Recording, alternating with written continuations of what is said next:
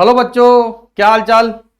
चलिए, तो हमने सॉल्ट का एक लेक्चर लिया था, तो मैं आपको थोड़ा सा पहले प्लानिंग एक बार और बता देता हूँ। कुछ बच्चों के कमेंट मैंने देखे थे कि सर आराम से पढ़ा दो और कुछ एडवांस के लेवल पे। तो हम बेटा एडवांस लेवल के हिसाब से कुछ सवाल इसमें ले रहा हूँ मैं अभी। एक बार हमारे पास में ये सॉल्ट के मैं टोटल 4 या 5 लेक्चर लेने वाला हूँ। तो अभी हम फर्स्ट क्या करेंगे कि एक बार थोड़ा इसको ब्रीफ में एक बार सारे कॉन्सेप्ट को सॉल्ट जो आयंस हैं उनको स्टडी कर लेते हैं, कॉन्सेप्ट को स्टडी कर लेंगे। तो उसके बाद फिर हम जो है फिर मैं आपको एक 5वें लेक्चर के अंदर जो है एडवांस में इन सबको A9, cation, P block, S block, उसकी मिक्स प्रॉब्लम करके फिर लेवल पे और हाई लेवल पे जाके फिर प्रॉब्लम हम डिस्कस करेंगे। तो आप उस समय फिर जो है सोल्ट वाले पार्ट को आप इंजॉय करेंगे, क्योंकि अभी आपको कई सारे बच्चों को हो सकता है कि एनाइंस के डिटेक्शन के बारे में कुछ टेस्ट पता नहीं हो या उन्होंने स्टडी नहीं किए हो, तो वो स्टडी कर लें पहले। तो मैं अभी 3-4 लेक्चर में उसके हिसाब से पूरा एक थीम बनाई है मैंने। जैसे फर्स्ट वाले लेक्चर में मैं कुछ पर्टिकुलर एनाइंस के बारे में आपको बताया, आज कुछ एनाइंस के बारे में बात करूंगा, फिर कैटाइंस के बारे में बात करूंगा। ठीक है, उसके बाद फिर जब हमारे 4 लेक्चर हो जाएंगे उसके बाद आप देखेंगे कि फिर मैं और हाई लेवल पे और एडवांस से भी और ऊपर हाई लेवल पे अच्छे अच्छे सवाल हम यहाँ पर करेंगे। तो इसलिए अभी आप इन लेक्चर्स को सोल्ट के 1 बाय 1 आप देखते चले जाएं और उसके अकॉर्डिंग जो क्वेश्चंस कर रहा हूं उनकी अप्रोच आपकी जब डेवलप होगी तो बेटा फिर हम पहली स्टेप, दूसरी, तीसरी, फिर हम ऊपर हाई लेवल पे जाके और अच्छे क्वेश्चंस को कर पाएंगे। और यही एडवांस में प्रीवियस ईयर में आए हुए सवाल जो हैं उनके बारे में अपन बात करेंगे, बट वो पहले एक बार सोल्ट का पूरा पार्ट अपना कवर हो जाना चाहिए। ठीक है, तो जो आपका प्लान है इस सोल्ट का वो आपका इस तरह से हम यहाँ पर प्रोसीड करेंगे। ठीक है, तो आई होप सो आपको समझ में आ गई होगी बात। तो आप ऐसा ना सोचें कि सर वो आप बहुत हाई हाई लेवल के सारे सवाल करवा दो। उनको करने के लिए पहले हमें 3 या 4 लेक्चर पहले आपको ये देखने पड़ेंगे, उसके बाद फिर और चीजें आप कर पाएंगे। ठीक है, बीच बीच में हम एडवांस लेवल के कुछ क्वेश्चंस की बारे में बात कर ही रहे हैं, तो आप टेंशन ना लें। चलिए, तो आज का लेक्चर स्टार्ट करते हैं, रिकनेक्ट करते हैं आज के लेक्चर का। तो देखो, आज हम बात करेंगे बेटा यहाँ पर क्लासिफिकेशन ऑफ एनाइंस में। आज हमारे जो क्वेश्चंस होंगे, जो प्रैक्टिस करेंगे हम क्वेश्चंस की, वो detection of thiosulphate, sulphide, nitrite, acetate, nitrate, chloride, bromide, iodide, oxalate और फ्लोराइड। याद होगा होप सो पिछली क्लास में हमने क्लासिफिकेशन के अंदर जो है बोला था डाइल्यूट के साथ, याद आया? याद करो फटाफट से 1 मिनट में। डाइल्यूट के साथ क्या था, कौन कौन हमारे पास वोलेटाइल प्रोडक्ट देते हैं? Carbonate bicarbonate, sulphide bisulphide, याद आ रहा है? थायोसल्फेट, सल्फाइड, एसीटेट और नाइट्राइट। कंसंट्रेट के साथ कौन कौन देता है बेटा? Chloride, bromide, iodide. याद है? क्लोराइड, ब्रोमाइड, आयोडाइड, नाइट्रेट, ओ भूल गया तो ऑक्सलेट। Getting my point? फिर पीपीटी में बताया था फ्लोराइड, सल्फेट, बोरेट, फोस्फेट। याद है? फोस्फेट में कैनरी येलो पीपीटी। तो इस तरह से आपको पहले लेक्चर को पढ़ें, करें, फिर रिवाइज करें, फिर दूसरे पे हम चलते हैं। तो आज हम यहाँ पर इन एनाइंस के ऊपर क्वेश्चंस हैं उनको डिस्कस करेंगे, कुछ उसके ऊपर बेस्ड थ्योरी है उसको डिस्कस करेंगे। ठीक है, तो my point is clear to everyone? Now start.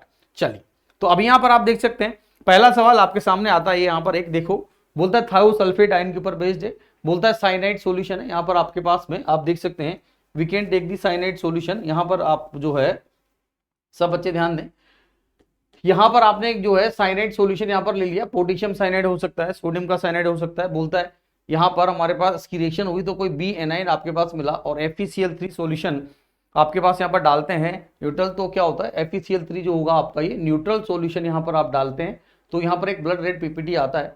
और तो आपसे पूछा गया B and C are respectively. ये आपका पहला सवाल है। ठीक है, अब देखो यहां से चीजें स्टार्ट होती है कि पहले हमें थ्योरी पता होना चाहिए। जिन लोगों को पता है वो कर लेंगे, क्योंकि ये सारे के सारे जो क्वेश्चंस मैं आपको बता रहा हूँ ये सारा बेस तैयार कर रहा हूँ मैं आपके लिए कि एडवांस में जो सवाल आते हैं उन्हीं में इन्हीं क्वेश्चन से बेस आपका होता है और उसको आप अप्रोच कर पाते हो। तो देखिए ये बोलता है ब्लड रेड। क्या बोलता है बेटा? Blood red. ब्लड रेड को हम अपनी स्टाइल से बोलते हैं खूनी लाल। समझ में आई बात मेरे लाल? हम बोले खूनी लाल, ब्लड रेड। और ये जो है छोटे छोटे, देखो सॉल्ट को पढ़ने का भी एक स्टाइल है। कुछ चीजें ऐसी होती जो फिक्स हैं, जो आपको ये हिंट देती हैं कि हमारे पास केटाइन है या एनाइन कौन सा हो सकता है। ये ध्यान दीजिएगा, सब लोग ध्यान से सुनिएगा मेरी बात को। तो होता क्या है बेटा कि ब्लड रेड, खूनी लाल, इसीलिए मैंने बोला ना खूनी लाल। तो ब्लड रेड के बारे में जब भी बात करोगे तो केटाइन तो आपका Fe+3 ही होगा।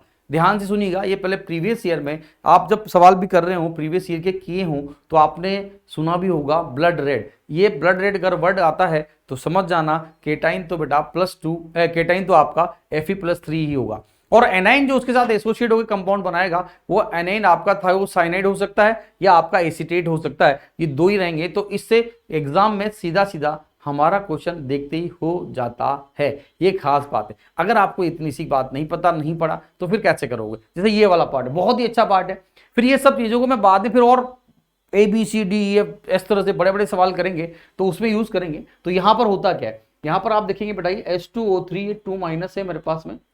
आपने यहाँ पर ये साइनाइड सॉल्यूशन है, जब आप लेते हैं, जब आप साइनाइड सॉल्यूशन यहाँ पर लेते हैं तो आप देखिएगा होता क्या है। जब आप साइनाइड सॉल्यूशन लेते हैं तो यहाँ से मेरे पास में एक तो आपके पास ये HCN- बन जाता है, यहाँ से एक S, इसके पास से S यहाँ चला जाएगा और बाकी रिमेनिंग पार्ट में आपका SO3 2- साइन आपका बच जाता है। अब बच्चा यहाँ पर देख रहा है कि सर यहाँ पर बच्चा अपना जो है थोड़ा बहुत जो खोपड़ी खुजाएगा वो थोड़ा कंफ्यूज आ सकता है, कंफ्यूज हो सकता है। मैंने पूछा यहाँ पर N9B, अब BN9 तो मेरे पास ये भी है, ये सल्फाइड बनेगा या थायोसाइनाइड बनेगा। तो आपको पता होगा कि ये धीरे धीरे पढ़ चुके हैं, जिनको नहीं पता वो सीख रहे हैं, जिनको पता है उनको समझ में आ गया होगा कि भाई साहब ब्लड रेट पीपीटी का मतलब यहाँ पर Fe+3 तो आपको दे ही रखा है, और यहाँ पर मेरे पास क्या होगा, या तो एसीटेट होना चाहिए था या थायोसाइनाइड होना चाहिए था। तो सिंपल सी बात है, यहाँ पर आपका थायोसाइनाइड आयन ही रहेगा, तो बी आपका जो होगा वो आपका थायोसाइनाइड हो गया।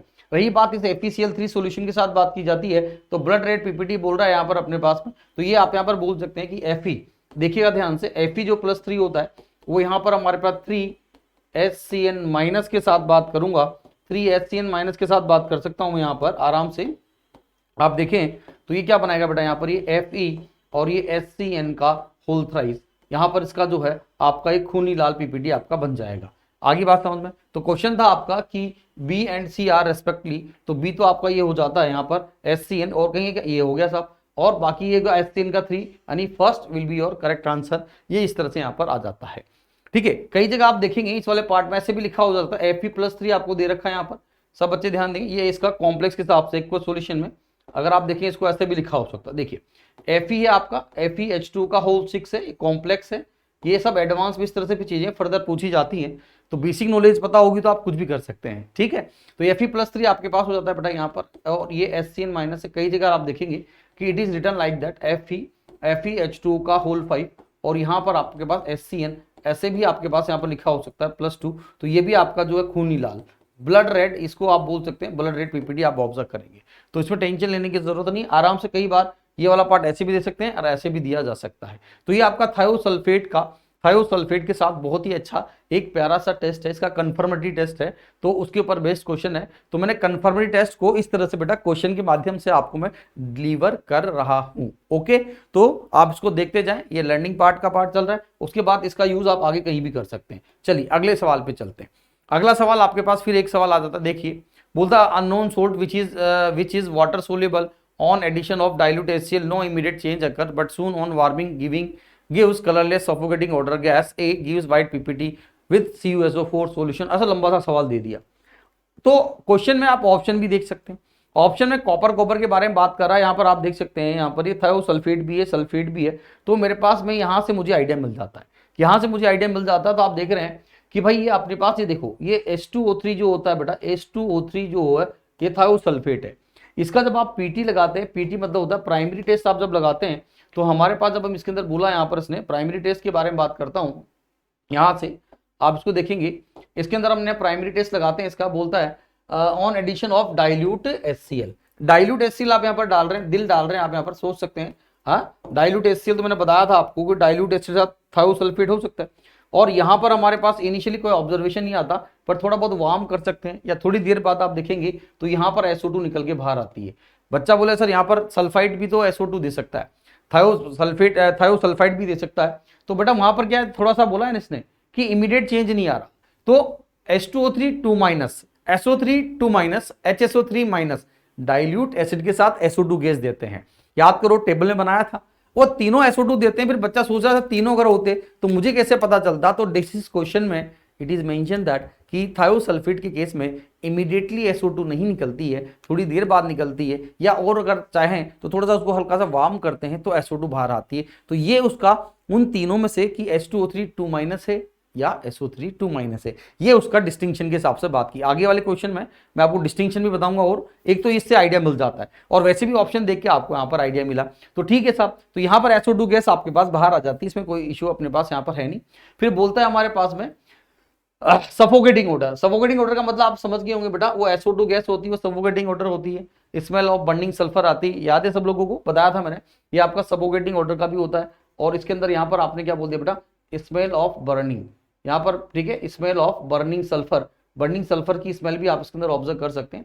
अब ये बोलता है कि एक use white PPT with CuSO4, यहाँ पर आपके पास में CuSO4 के साथ बात करूं, अगर मैं इसकी रिएक्शन जो है बेटा CuSO4 के साथ कर दूं तो ये क्या बना देगा, यहाँ से हमारे पास में ये बना देगा Cu2, ये आपका Cu2H2O3, ये अपने पास यहाँ पर इसका जो है, यहाँ पर आपका इसका क्या बन जाएगा बेटा, ये व्हाइट प्रेसिपिटेट आपका यहाँ पर बन जाता है। फिर अगला पॉइंट आता है हमारे पास में, B is soluble in hypo solution, ये आपका व्हाइट पीपीटी है, और ये जो व्हाइट पीपीटी होगा, हाइपो सोल्यूशन बहुत काम का होता है, सब बच्चों को पता है। हाइपो सोल्यूशन क्या होता है बेटा, Na2H2O3, सोडियम थायोसल्फेट को हम बोलते हैं हाइपो सोल्यूशन, ये हाइपो सोल्यूशन आपका हो गया, ये आपने इसको एक्सेस अमाउंट में देंगे तो यहाँ पर एक बहुत ही अच्छा Cu6 और H2O3 का होल 5, यहाँ पर आप यहाँ पर इसको बोल सकते हैं, और ये आपका 4+, ये अपने पास यहाँ पर इस तरह से आ जाएगा, आप आराम से इसको देख सकते हो। Cu जो होगा वो आपका हो गया 6x, 4 यहाँ से इसको आप आराम से देख सकते हैं, फाइन। तो ये अपने पास यहाँ पर क्या बनेगा बेटा, एक सोल्यूबल, एक आपका सोल्यूबल कॉम्प्लेक्स आपका यहाँ पर बन जाता है।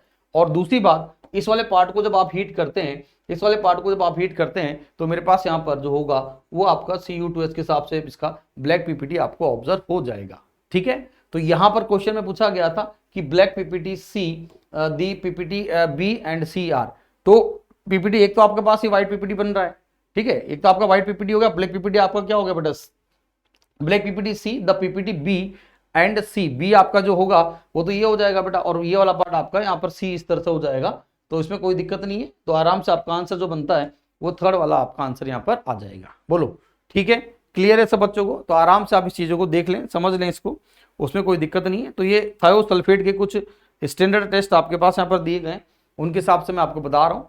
तो ये दो टेस्ट तो इंपॉर्टेंट है थायोसल्फेट आयन के, उसी के ऊपर बेस्ड क्वेश्चंस आपके पास यहाँ चल रहे हैं, उनको कैसे अप्रोच करें। अगला सवाल, फिर मैंने बोला आपको यहाँ पर thiosulphate ion gives white PPT with, यहाँ पर मैं कुछ आपको एक बहुत अच्छी चीज बताता हूँ कि जब थायोसल्फेट होगा तो उसमें आपने देखा कि उसमें SO2 गैस निकलती है, सफोकेटिंग ऑर्डर होता है, बर्निंग सल्फर की स्मेल आती है, आती नहीं आती बेटा, आती है ना, ठीक है सर।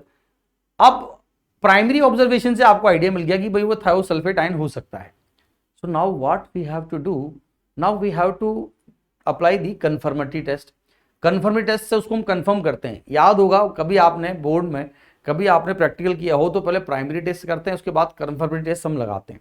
तो यहाँ पर आप सब लोग ध्यान दीजिएगा, मैं आपको एक थोड़ा सा अच्छा सा एक पार्ट बताता हूँ। यहाँ पर आप लोग जानते हैं मैं थ्योरी भी थोड़ी थोड़ी बता रहा हूँ बीच बीच में आपको, बहुत शानदार। तो मैं आपको एक चीज बताता हूँ, बहुत ही शानदार चीज बताता हूँ।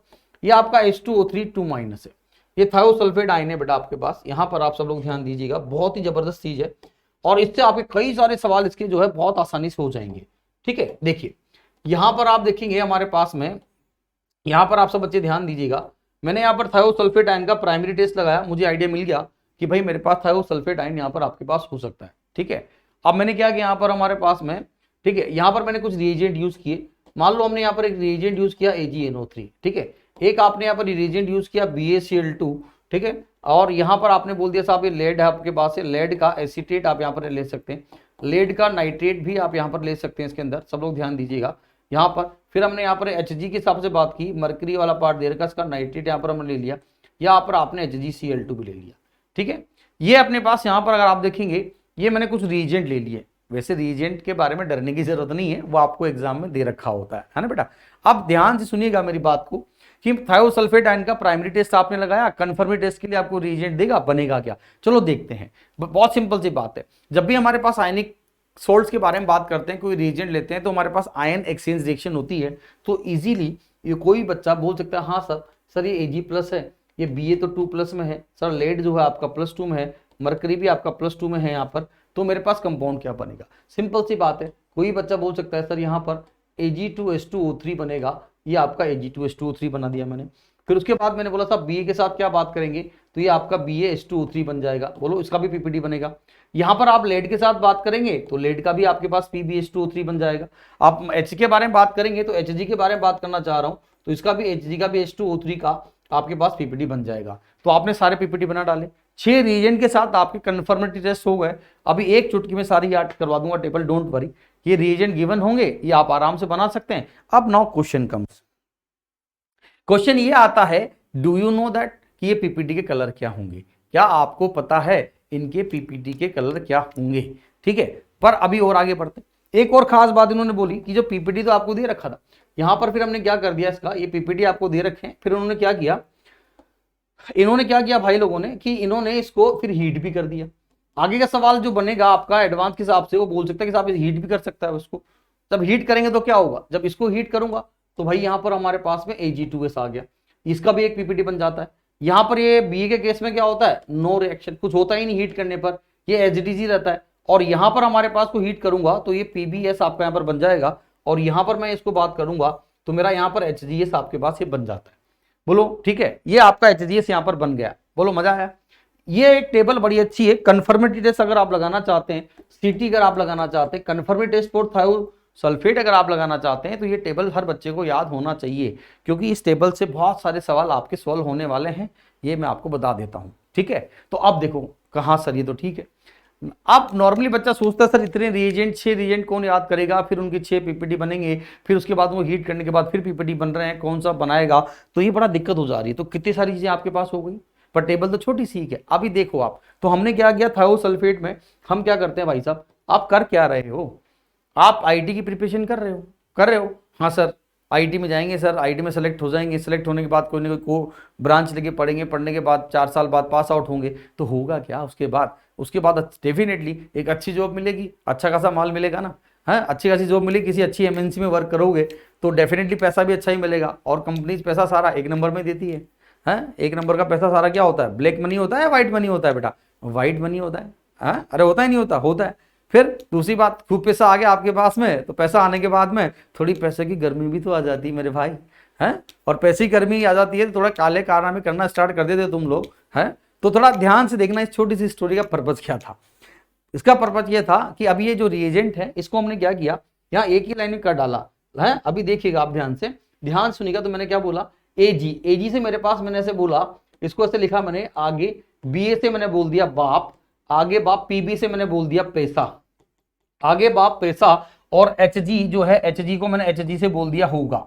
मैंने क्या लिखा, डायलॉग सुनिएगा ध्यान से, आगे AG, BA से बाप, PB से पैसा होगा HG, आगे बाप पैसा होगा, आगे बाप पैसा होगा IIT JEE करने के बाद। बोलो एग्री करते हो मेरी बात? IIT JEE करने के बाद पैसा ही पैसा होगा ना, तो आगे बाप पैसा होगा। और तो मजा आ गया सर, एक ही लाइन में याद हो गया। आगे AG का कंपाउंड हो गया आपका, AG आप ले लो, वहां पर AgNO3 ले सकते हैं, बाप से B हो जाए, आगे बाप पैसा, PB से पैसा होगा HG। मतलब सारे रीजन याद नहीं करने, पर फिर भी याद है तो मजा ही आ गया। याद नहीं करने, याद हो तो और फायदा होता है। तो आगे बाप पैसा होगा, अब मैंने क्या बोला था, आगे बाप पैसा होगा IIT करने के बाद में सारा का सारा आपके पास क्या होगा, सारा का सारा आपके पास जो होगा बेटा वो व्हाइट मनी होगा। बोलो हाँ या ना? तो ध्यान से सुनिएगा, सब लोग ध्यान से सुनिएगा कि ये इतने भी रिएजेंट मैंने बोले हैं, इनके साथ ये प्रोडक्ट आप आसानी से बना सकते हो, बिना किसी रट्टाफिकेशन के आप आराम से बना सकते हो। और खास बात क्या हुई, ये सारे के सारे जो पीपीटी है ना, ये सारे के सारे पीपीटी क्या है बेटा, व्हाइट है। अब आया मजा? बोलो हाँ या ना? हो गया। तो क्या बोला मैंने, आगे बाप पैसा होगा, IIT करने के बाद सारा एक नंबर में होगा, एक नंबर का पैसा सारा व्हाइट मनी, मतलब सारे पीपीटी क्या है, पहली स्टेप में सारे के सारे व्हाइट हैं। बोलो आ रहा है मजा? ठीक है, ओके सर, ओके। अब मैंने क्या बोला, पैसे की गर्मी तो आनी आनी, ये तय है भाई साहब, है। तो फिर क्या होगा, पैसे की गर्मी, समझ में आई बात? हीट, ये देखो हीट कर डाला, तो क्या करोगे, काले कारनामे करोगे। तो भाई साहब यहां पर आप ध्यान दें, आप सब लोग ध्यान दें कि भाई ये वाला जो होगा ये आपका ब्लैक पीपीटी होगा। यहां पर बात करूंगा, ये वाला भी आपका ब्लैक पीपीटी होगा, ये वाला पार्ट बात करूंगा तो ये भी आपका ब्लैक पीपीटी होगा। तो समझ में आई बात? तो ये सारे पीपीटी भी ब्लैक हो गए। ओ माय गॉड, सारे पीपीटी याद हो गए। 4 तो ये हो गए, 3 ये हो गए। अब बच्चा सोचा सर बाप, अरे बाप मामला सेंसिटिव है। पिताजी के केस में भाई साहब मामला देखो ध्यान से, पिताजी कभी भी आपको एक नंबर के पैसे को ब्लैक मनी में कन्वर्ट होना अलाउ नहीं करेंगे, नहीं तो कान के नीचे पड़ेगी एक, है। तो ध्यान सुनिएगा कि पिताजी वाले केस में, बाप वाले केस में कछु नहीं हो रहा, कितना ही कुछ भी कर लो, पापा आपको कभी अलाउ नहीं करेंगे, तो उस काले कारनामे तुम लोग करो। तो इसलिए BA2S23 कितना हीट करो, वहां पर कछु नहीं हो रहा है। अब बोलो, अब बोल के बताओ, जिंदगी भर याद रहेगा आपको ये वाला, कितने सारे कलर पीपीटी सारे एक ही लाइन से याद हो गए। अब इसका कितना अच्छा यूटिलाइजेशन होता है वो आप देख लें, ठीक है। चलो एक एक और छोटी चीज और बता दो, बहुत ही सिलेक्टिव नपा तुला बोलता हूं मैं, आप ध्यान दीजिएगा। आईओसी जिन लोगों ने पहले भी पढ़ा होगा सोल्ट के बारे में, पर अभी देखो कुछ तो है भाई, कुछ तो दम है, ऐसा नहीं है, देखते जाओ बस। एचजीएस के बारे में और ध्यान दीजिएगा। ये हमारे पास क्या होता है, ये जो एचजीएस होता है हमारे पास, ये वाला पार्ट जो होगा आपका एचजीएस होगा, ये होता है soluble in aqua regia. ITG advance में हमारे पास एक्वा रेजिया बहुत बोलते हैं। आप जानते हैं कंसंट्रेटेड एचसीएल प्लस आपके पास क्या होता है बेटा, कंसंट्रेटेड जो होगा आपके पास एचसीएल, और आपका ये 3:1 के पार्ट में होता है ये एक्वा रेजिया। तो एचजीएस जो होता है वो एक्वा रेजिया सोल्यूशन में क्या होता है बेटा, ये एक्वा रेजिया सोल्यूशन में क्या होगा आपका, ये सोलेबल रहेगा, है सोलेबल रहेगा, इसमें सोलेबल है, but not soluble in dilute HNO3। ये डाइल्यूट HNO3 में हॉट हो, डाइल्यूट हो, कोल्ड हो, उसमें सोलेबल नहीं होता है। तो कभी भी एक्वा रेजिया के बारे में जब बात की जाती है तो मोस्टली वो हमारे पास मरकरी के कंपाउंड के बारे में आप सोच सकते हो। ये ऐसा एक अपने पास हिंट दिया जाता है सॉल्ट के अंदर, because I told you that very beginning कि भाई हमारे पास अननोन सोल्ट एक दे दिया और इतनी सारे एनाइंस केटाइंस होते हैं, आइडिया कैसे मिलता है। धीरे धीरे आपका लेवल बढ़ता है, धीरे धीरे आपकी नॉलेज अपग्रेड होती है, तो अपने आप बेटा question becomes very easy. Okay, तो ये आपका एक छोटा सा पार्ट था, बहुत ही शानदार तरीके से मैंने इसको रिप्रेजेंट करके बताया आपको, होप सो आप इसको देख सकते हैं। चलिए, तो ये आपका एक कॉन्सेप्ट था। अब हम अपने क्वेश्चन के ऊपर बात करते हैं। अब देखिए, अब जरा इस क्वेश्चन को देखो कितना आसान हो गया। अभी यही क्वेश्चन थोड़ी देर पहले हो सकता है आप लोगों को थोड़ा डिफिकल्ट सा नजर आ रहा हो, बट अब आप मुझे बताओ, ये आपका H2O3 2- science give white PPT with, बताइए इसके साथ देगा नहीं देगा। अब देखना, पढ़ के गया हूं, उसके बाद एग्जाम के सवाल कितने आसान लगते हैं। आपको ऐसा लगता है कि सर बहुत आसान सवाल है, भाई मेरे ध्यान से सुन ले। अगर तेरे को ये सवाल मैंने पहले दिया और उस कॉन्सेप्ट के पहले पूछता तो शायद तू सोचता रहता कि करूं क्या। तो बताओ, वाइट पीपीटी आगे बाप पैसा होगा, ये देगा नहीं देगा बेटा, दे देगा। ब्लेड वाला देगा नहीं देगा बेटा, दे देगा। HG वाला देगा नहीं देगा बेटा, दे देगा। BA वाला देगा नहीं देगा बेटा, दे देगा। यही सवाल आपका दूसरी तरह से बन सकता है। मैंने बोला यहाँ पर हमारे pass on upon heating, on upon heating अगर बोल देता इसी सवाल में, on upon heating which will not give any black PPT, जो ब्लैक पीपीटी नहीं देगा वो कौन होगा, बाप। बाप वाले केस में कोई पीपीटी नहीं आएगा। बाकी तो हमारे पास है, तो बाकी तो क्या है, देखो ये यहाँ पर आपके पास में AG वाला पार्ट था, AG का वाइट है, PB का वाइट है बेटा, इसका भी वाइट है। समझ में आ गई बात। तो यहां पर ध्यान दीजिए, VPT पूछा था हमसे व्हाइट, तो व्हाइट तो सारे देंगे, पीछे मैंने अभी आपको बता ही दिया, तो कहानी खत्म। आगे बात समझ में, तो कितना आसान सवाल आपका हो गया। ओके, चलिए आगे बढ़ते हैं। ये वाली टेबल आपको बता दी, समझा दी मैंने यहाँ पर। उसके बाद अगला सवाल देखो, अपने आप देखो करके बताओ फटाफट से। बोलता थायोसल्फेट आयन दे रखा, रिएजेंट दे रखा, व्हाइट पीपीटी दिया, एक सस्पेंशन सॉल्यूशन हीट कर दिया, ब्लैक पीपीटी है, रिएजेंट A कैन बी। अब मैंने यहाँ पर रिएजेंट पूछ लिया भाई साहब, मैंने पूछा आपसे यहाँ पर बेटा रिएजेंट मैंने आपसे पूछ लिया, तो ये अब आपको देखने का है रिएजेंट कौन सा होगा। ये सब MCQ टाइप सवाल है। पहला वाला पार्ट बच्चा तो थायोसल्फेट आयन है, थायोसल्फेट आयन का मतलब क्या हो गया बेटा, ये आपका H2O3 2- हो गया। रिएजेंट के बारे में बात कर रहा हूं, तो रिएजेंट मैंने कॉपर सल्फेट डालता तो मेरे पास यहाँ पर आप बोल सकते Cu2H2O3 का अपने पास पीपीटी बन जाता। अगर मैं Hg वाला पार्ट था डालता तो HgH2O3 का पीपीटी बन जाता। मैं अगर यहाँ पर लेड डालता तो PbH2O3 का मेरे पास यहाँ पर पीपीटी, आगे बाप पैसा होगा, याद आया। कॉपर के साथ भी व्हाइट पीपीटी देता है, पहले हम देख चुके हैं। बट सी के साथ बात करूंगा बेटा, तो सी के साथ ये CaH2O3 बनाता, पर CaH2O3 जो होता है वो क्या होता है आपका, वो तो बेटा सोल्यूबल होता है, वो तो आपका सोल्यूबल होता है। तो किसका मतलब व्हाइट पीपीटी है। यहां पर आप इनको हीट कर रहे हो, एक्वस सस्पेंशन को हीट कर रहे हो, तो यहां पर ये Cu2S बनाता, यहां पर मेरे पास ये HDS बनाता, और यहां पर मेरे पास ये PbS बनाता। ये सारे क्या है आपके पास से ब्लैक हैं, सल्फाइड के ब्लैक हैं। ध्यान से सुनिएगा कि आपके पास सल्फाइड में यहां पर आप बात कर सकते हैं, तीनों मैंने आपके लिखे हैं, तीनों यहां पर आपके सामने लिखे हैं। Cu2S हो गया, PbS हो गया, और आपका HGS हो गया। ये तो यहाँ पर ये सल्फाइड है, सारे के सारे सल्फाइड आपके क्या है बेटा, ये ब्लैक हैं। तो इनको ऐसे भी याद कर सकते हो, यहाँ पर कुछ प्रॉब्लम होगी भाई साहब। जब प्रॉब्लम होती है तो आंखों के सामने सारा अंधेरा छा जाता है, सब कुछ काला काला हो जाता है। तो यहाँ पर आप चाहें तो ये तीनों को बहुत ध्यान से सुनिएगा, कुछ प्रॉब्लम होगी। ये सारे सारे COS वाले क्या होते हैं बेटा, ब्लैक पीपीटी आपके होते हैं। तो ये छोटे छोटे मेरे पास बहुत अच्छे अच्छे पंच पॉइंट्स हैं, कुछ चीज़ें हैं जो मैंने कोशिश की है एज ए स्टूडेंट की तरह सोच के कि भाई मेरा बच्चा एग्जाम देगा तो चीज़ें कैसे उसको रिकॉल करनी पड़ेगी। ठीक है, सो ये देख सकती हो आप। तो यहाँ पर आपका आंसर क्या जाएगा, now tell me the answer, now tell me the answer कि भैया ये बोला ब्लैक पीपीटी, यहाँ पूरे सवाल में ये नहीं करेगा कुछ भी, इसलिए इसको छोड़ दूंगा। बाकी आपका आंसर ये भी आ जाए, आपका जो आंसर होगा वो आपका पहला भी आपका आंसर, दूसरा भी और तीसरा भी आपका आंसर यहाँ पर आ गया। बोलो ठीक है, क्लियर होगी बात? अरे क्लियर है। चलिए अगला सवाल क्या है, अगले सवाल पे चलता हूं मैं। नेक्स्ट सवाल ये रहा आपके सामने, अगले सवाल के बारे में बात की जा रही है। चलिए फटाफट से बताओ। अब एक और आ गया, anion A B and C. Anion A B and C, ऐसे आपके पास एडवांस में सही सवाल दे दिए जाते हैं। बोल देगा आपको कि विद एचपीएच, एचपीएच है आपके पास है यहाँ पर, ये एचपीएच मतलब ये फिनोप्थेलिन के बारे में बात। एचपीएच पिछली क्लास में पढ़ाया था मैंने, याद आया? याद आया नहीं आया? बोलो फटाफट से फटाफट। जो बच्चे पहला दूसरा लेक्चर डायरेक्टली देखेंगे उनसे मेरी रिक्वेस्ट है, before moving on second, first lecture जरूर से देखें। सीक्वेंस बहुत इंपॉर्टेंट रोल प्ले करती है सॉल्ट के अंदर, चीजें कैसे हम पढ़ते हैं। तो यहाँ पर आपको बताया था मैंने एचपीएच है, एचपीएच के साथ पिंक कलर देता है। अपना बच्चा कहाँ गया? ये आ गया। अपना बच्चा जो पहला लेक्चर पढ़ के बैठा हुआ है मेरे साथ, वो क्वेश्चन कर रहा होगा तो उसको समझ में आएगा खटाखट, और जिसने नहीं किया उसके लिए बहुत डिफिकल्ट है ना। बोलेगा सर कैसे पता करूं कि ये पिंक कलर किसके साथ आया, तो कौन सा एनायन होगा? अरे भाई अपने बच्चे को खटाक से पता चलेगा, क्योंकि उसको पता है कार्बोनेट के अंदर हमारे पास। तो यहाँ पर मैं बोल सकता हूँ कि पिंक कलर किसके केस में आता है बेटा? कार्बोनेट के केस में आता है। तो कार्बोनेट का पार्ट हो गया, मतलब ए ऑप्शन तो उसको मिल गया कि भैया मेरे पास एक कार्बोनेट, मतलब मैं इन दोनों में से ये आपके पास यहाँ पर ये आर रेस्पेक्टिवली पूछा है, तो पहला वाला ए आपका इन दोनों में से एक आंसर जाना है, ये बात तो पक्की है। तो कार्बोनेट हो गया। अब आ जाओ दूसरे वाले पार्ट पर। जो पढ़ा दिया वो तो आप कर पाओगे, जो नहीं पढ़ाया उसके बारे में सोचना पड़ेगा। बोलता है कि लिटमस पेपर डाल दिया, बी एनआई ने लिटमस पेपर डाला हमारे पास में, तो यहाँ पर बोल रहा है वो रेड टू ब्लू। वो बोलता है हमारे पास में लिटमस टेस्ट के हिसाब से बात की जाती है बेटा, तो वो बोलता है यहाँ पर red to blue, red to blue. अब आपको पिछली क्लास में मैंने आयनिक का भी कुछ पार्ट बताया था, याद आया नहीं आया?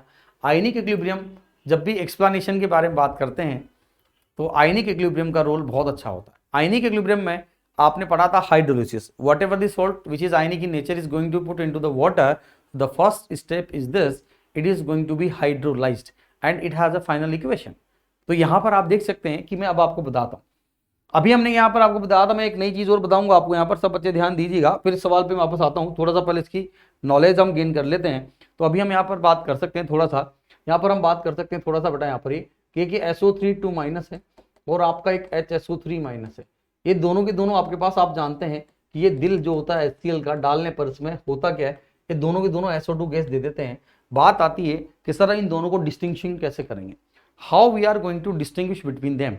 आप इनके बीच में डिस्टिंक्शन करना चाहते हैं, if you want to distinguish between them, तो आप कैसे करोगे? इसके लिए थोड़ी सी थ्योरी, थोड़ी सी नॉलेज आपकी मैं आपको बता दूं, तभी हम आगे बढ़ पाएंगे। क्या मेरी बात समझ रहे हो? तो चलो देखते हैं क्या होता है। तो एक तो क्या होता है बेटा, इनको डिस्टिंग्विश करने के हिसाब से बात की जाती है।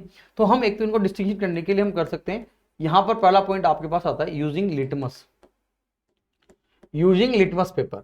आप लिटमस आप जानते हो हमारे पास में लिटमस पेपर, तो आप जानते हो एसिड क्या करता है हमारे पास में, ब्लू टू रेड करता है, बेस होता है अगर सॉल्यूशन तो रेड टू ब्लू कर देता है, उसका कलर चेंज होता है।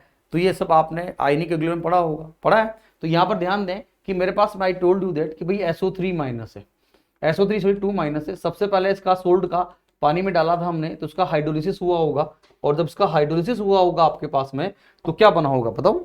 जब इसका हाइड्रोलिसिस हुआ होगा आपके पास यहाँ पर बेटा, यहाँ पर इसके अंदर, तो मैं बोल सकता हूँ कि यहाँ पर मेरे पास ये H वाला पार्ट HSO3 माइनस और साथ में OH माइनस, ये इसकी करेक्टरिस्टिक इक्वेशन होती है। जब भी इसका हाइड्रोलिसिस होता है तो फाइनल इक्वेशन में आपके पास ये तो होता ही होता है। तो ये इसका पार्ट हो गया, ठीक है, बात समझ में आ रही है? उसी तरह से अगर मेरे पास यहाँ पर ये HSO3 माइनस होता, और इसको भी अगर आप यहाँ पर जो है HSO3 माइनस आपके पास दे रखा है,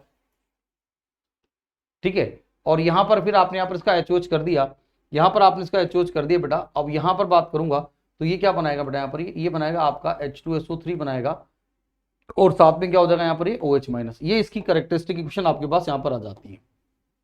दोनों का सबसे पहले बात की जाती है, इन दोनों में सब बच्चे ध्यान दें, सबसे फर्स्ट जब हम बात करते हैं तो ये मेरे पास इन दोनों का हाइड्रोलिसिस होता है, इनकी रिएक्शन ऐसे हो जाती है। लास्ट टाइम भी हमने देखा था, पहले लेक्चर में मैंने बताया था, अभी डायरेक्ट बोल सकता हूँ, इसका हाइड्रोलिसिस कांस्टेंट आपका KH1 हो जाएगा, इसका हाइड्रोलिसिस कांस्टेंट KH2 हो जाएगा। याद है आपको? आप जान सकते हो H2SO3 जो होता है, H2SO3 जो होगा आपका, ये मैंने बोला था आपसे कि H2SO3 जो होता है बेटा, ये आपका डाइप्रोटिक होता है, और ये 2 स्टेप में हमारे पास आयोनाइज होता है। ये सब आयनिक से मैं बता रहा हूं आपको, ये 2 स्टेप में आपका क्या होगा बेटा, यहां से आप देख सकते हो, it is going to be ionise in 2 steps, it is going to be ionise in 2 step. ये आपका जो होगा, ये 2 स्टेप के अंदर हमारे पास यहाँ पर ये आयोनाइज होगा, ठीक है। क्लियर होगी बात सबको। तो यहां पर आपके पास का एक Ka1 होता है, इसका एक आपका Ka2 होता है, and you know that Ka1 is very very very greater than क्या होता है बेटा, ये Ka2 हो जाता है। ठीक है, तो इसी के हिसाब से मैंने पिछली बार बताया था आपको कि जो KH1 होगा आपका, उसका रिलेशन क्या आता है, KW अपॉन K2 आता है, और KH2 जो होता है उसका जो वैल्यू होता है KW अपॉन K1 आ जाता है। Hope so you remember this part. आपको याद होगा पिछली क्लास में समझाया था कि ये कहां से आया। हमें पता है कि यहां पर मेरे पास में जब इसको मैंने थायोसल्फेट वाला पार्ट था हाइड्रोस हुआ होगा, तो उसका सॉल्यूशन जो रहा होगा आपके पास, यहां पर ये OH की वजह से बेसिक रहा होगा, यहां भी बेसिक रहा होगा, पर उसकी पीएच डिपेंड करेगा कौन ज्यादा बेसिक है कौन कम बेसिक है। And you know that litmus की भी एक अपनी पीएच रेंज होती है, लिटमस की भी अपनी एक पीएच रेंज होती है, तभी तो हमारे पास हो क्या करेगा, कलर चेंज शो करेगा नहीं करेगा बेटा, करेगा ना। तो यहां पर सब लोग ध्यान दें कि यहां पर फर्स्ट वाले पार्ट के अंदर जब मैं बात करता हूं, सब लोग ध्यान दीजिएगा, फर्स्ट वाले पार्ट के अंदर हमारे पास यहां पर बात होती है तो होता क्या है, जरा ध्यान दो कि यहां पर आपके पास K2 का वैल्यू कम है, यहां पर आपके पास K2 का वैल्यू कम है, K2 का वैल्यू कम है, तो डेफिनेटली KH1 का वैल्यू ज्यादा होगा। KH1 का वैल्यू ज्यादा होने का मतलब डिग्री ऑफ हाइड्रोलिसिस आपका ज्यादा होगा, और डिग्री ऑफ हाइड्रोलिसिस ज्यादा होगा मतलब रिएक्शन फॉरवर्ड डायरेक्शन में ज्यादा जाएगी, और फॉरवर्ड डायरेक्शन में अगर ये ज्यादा जाएगी तो आपके पास यहाँ OH आयन की कंसंट्रेशन ज्यादा होगी, और OH आयन की कंसंट्रेशन ज्यादा होगी तो सॉल्यूशन क्या होगा आपका बेटा, बेसिक होगा, मतलब फॉरवर्ड डायरेक्शन में जाएगी तो OH आयन की कंसंट्रेशन आपके पास क्या होगी बेटा, ज्यादा होगी। इधर दिख रहा है आपको, इधर देख लो, OH आयन की कंसंट्रेशन ज्यादा होगी, और OH आयन की कंसंट्रेशन ज्यादा होगी तो सॉल्यूशन जो है आपका वो बेसिक ज्यादा होगा, और बेसिक ज्यादा होगा तो लिटमस जो होगा आपका, इस वाले केस में अगर बात करूंगा, इस वाले केस में लिटमस आपका जो है वो आपका क्या होगा, वो आपके पास बताओ, वो रेड टू आपके पास क्या हो जाएगा बेटा, वो रेड टू आपका जो है ब्लू हो जाएगा। बेसिक सॉल्यूशन जो होता है लिटमस, बेसिक सॉल्यूशन क्या करता है, रेड टू ब्लू आपका हो जाता है। बोलो क्लियर होगी बात।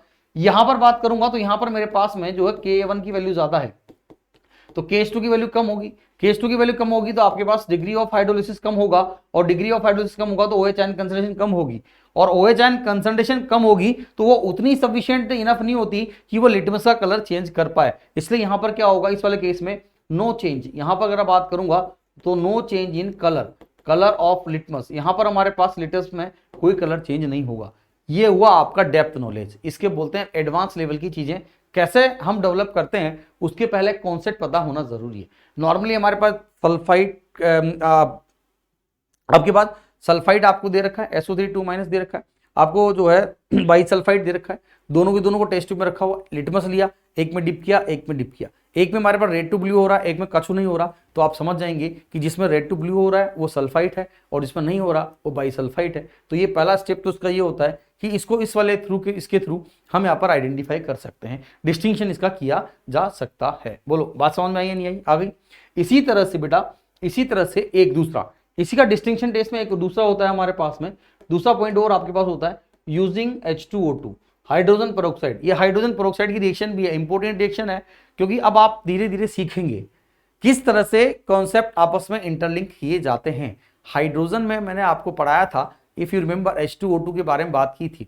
H2O2 रिड्यूसिंग भी होता है, ऑक्सीडाइजिंग भी होता है, उसका मैंने डायग्राम भी बनाया था, ओपन बुक स्ट्रक्चर होता है, तो वो उस चैप्टर का पार्ट इधर भी यूज है। तो यूजिंग H2O2 एंड लिटमस, देखो using H2O2 and litmus paper. अब आपने यहां पर पहले केवल ओनली क्या किया था, पहले हमने ओनली आपके पास लिटमस पेपर यूज किया था, अभी हम यहाँ पर H2O2 भी यूज कर रहे हैं। तो जरा ध्यान से देख सकते हैं, तो ये रिएक्शन आपसे पूछी भी जा सकती है। ये आपके पास H2O2 वाला पार्ट आ गया बेटा, यहाँ पर आपके पास में ये H2O2 वाला पार्ट हो गया। Now you can see that कि यहाँ पर होगा क्या कि यहाँ पर मेरे पास ये SO4 बनाएगा और ये H2 में चला गया।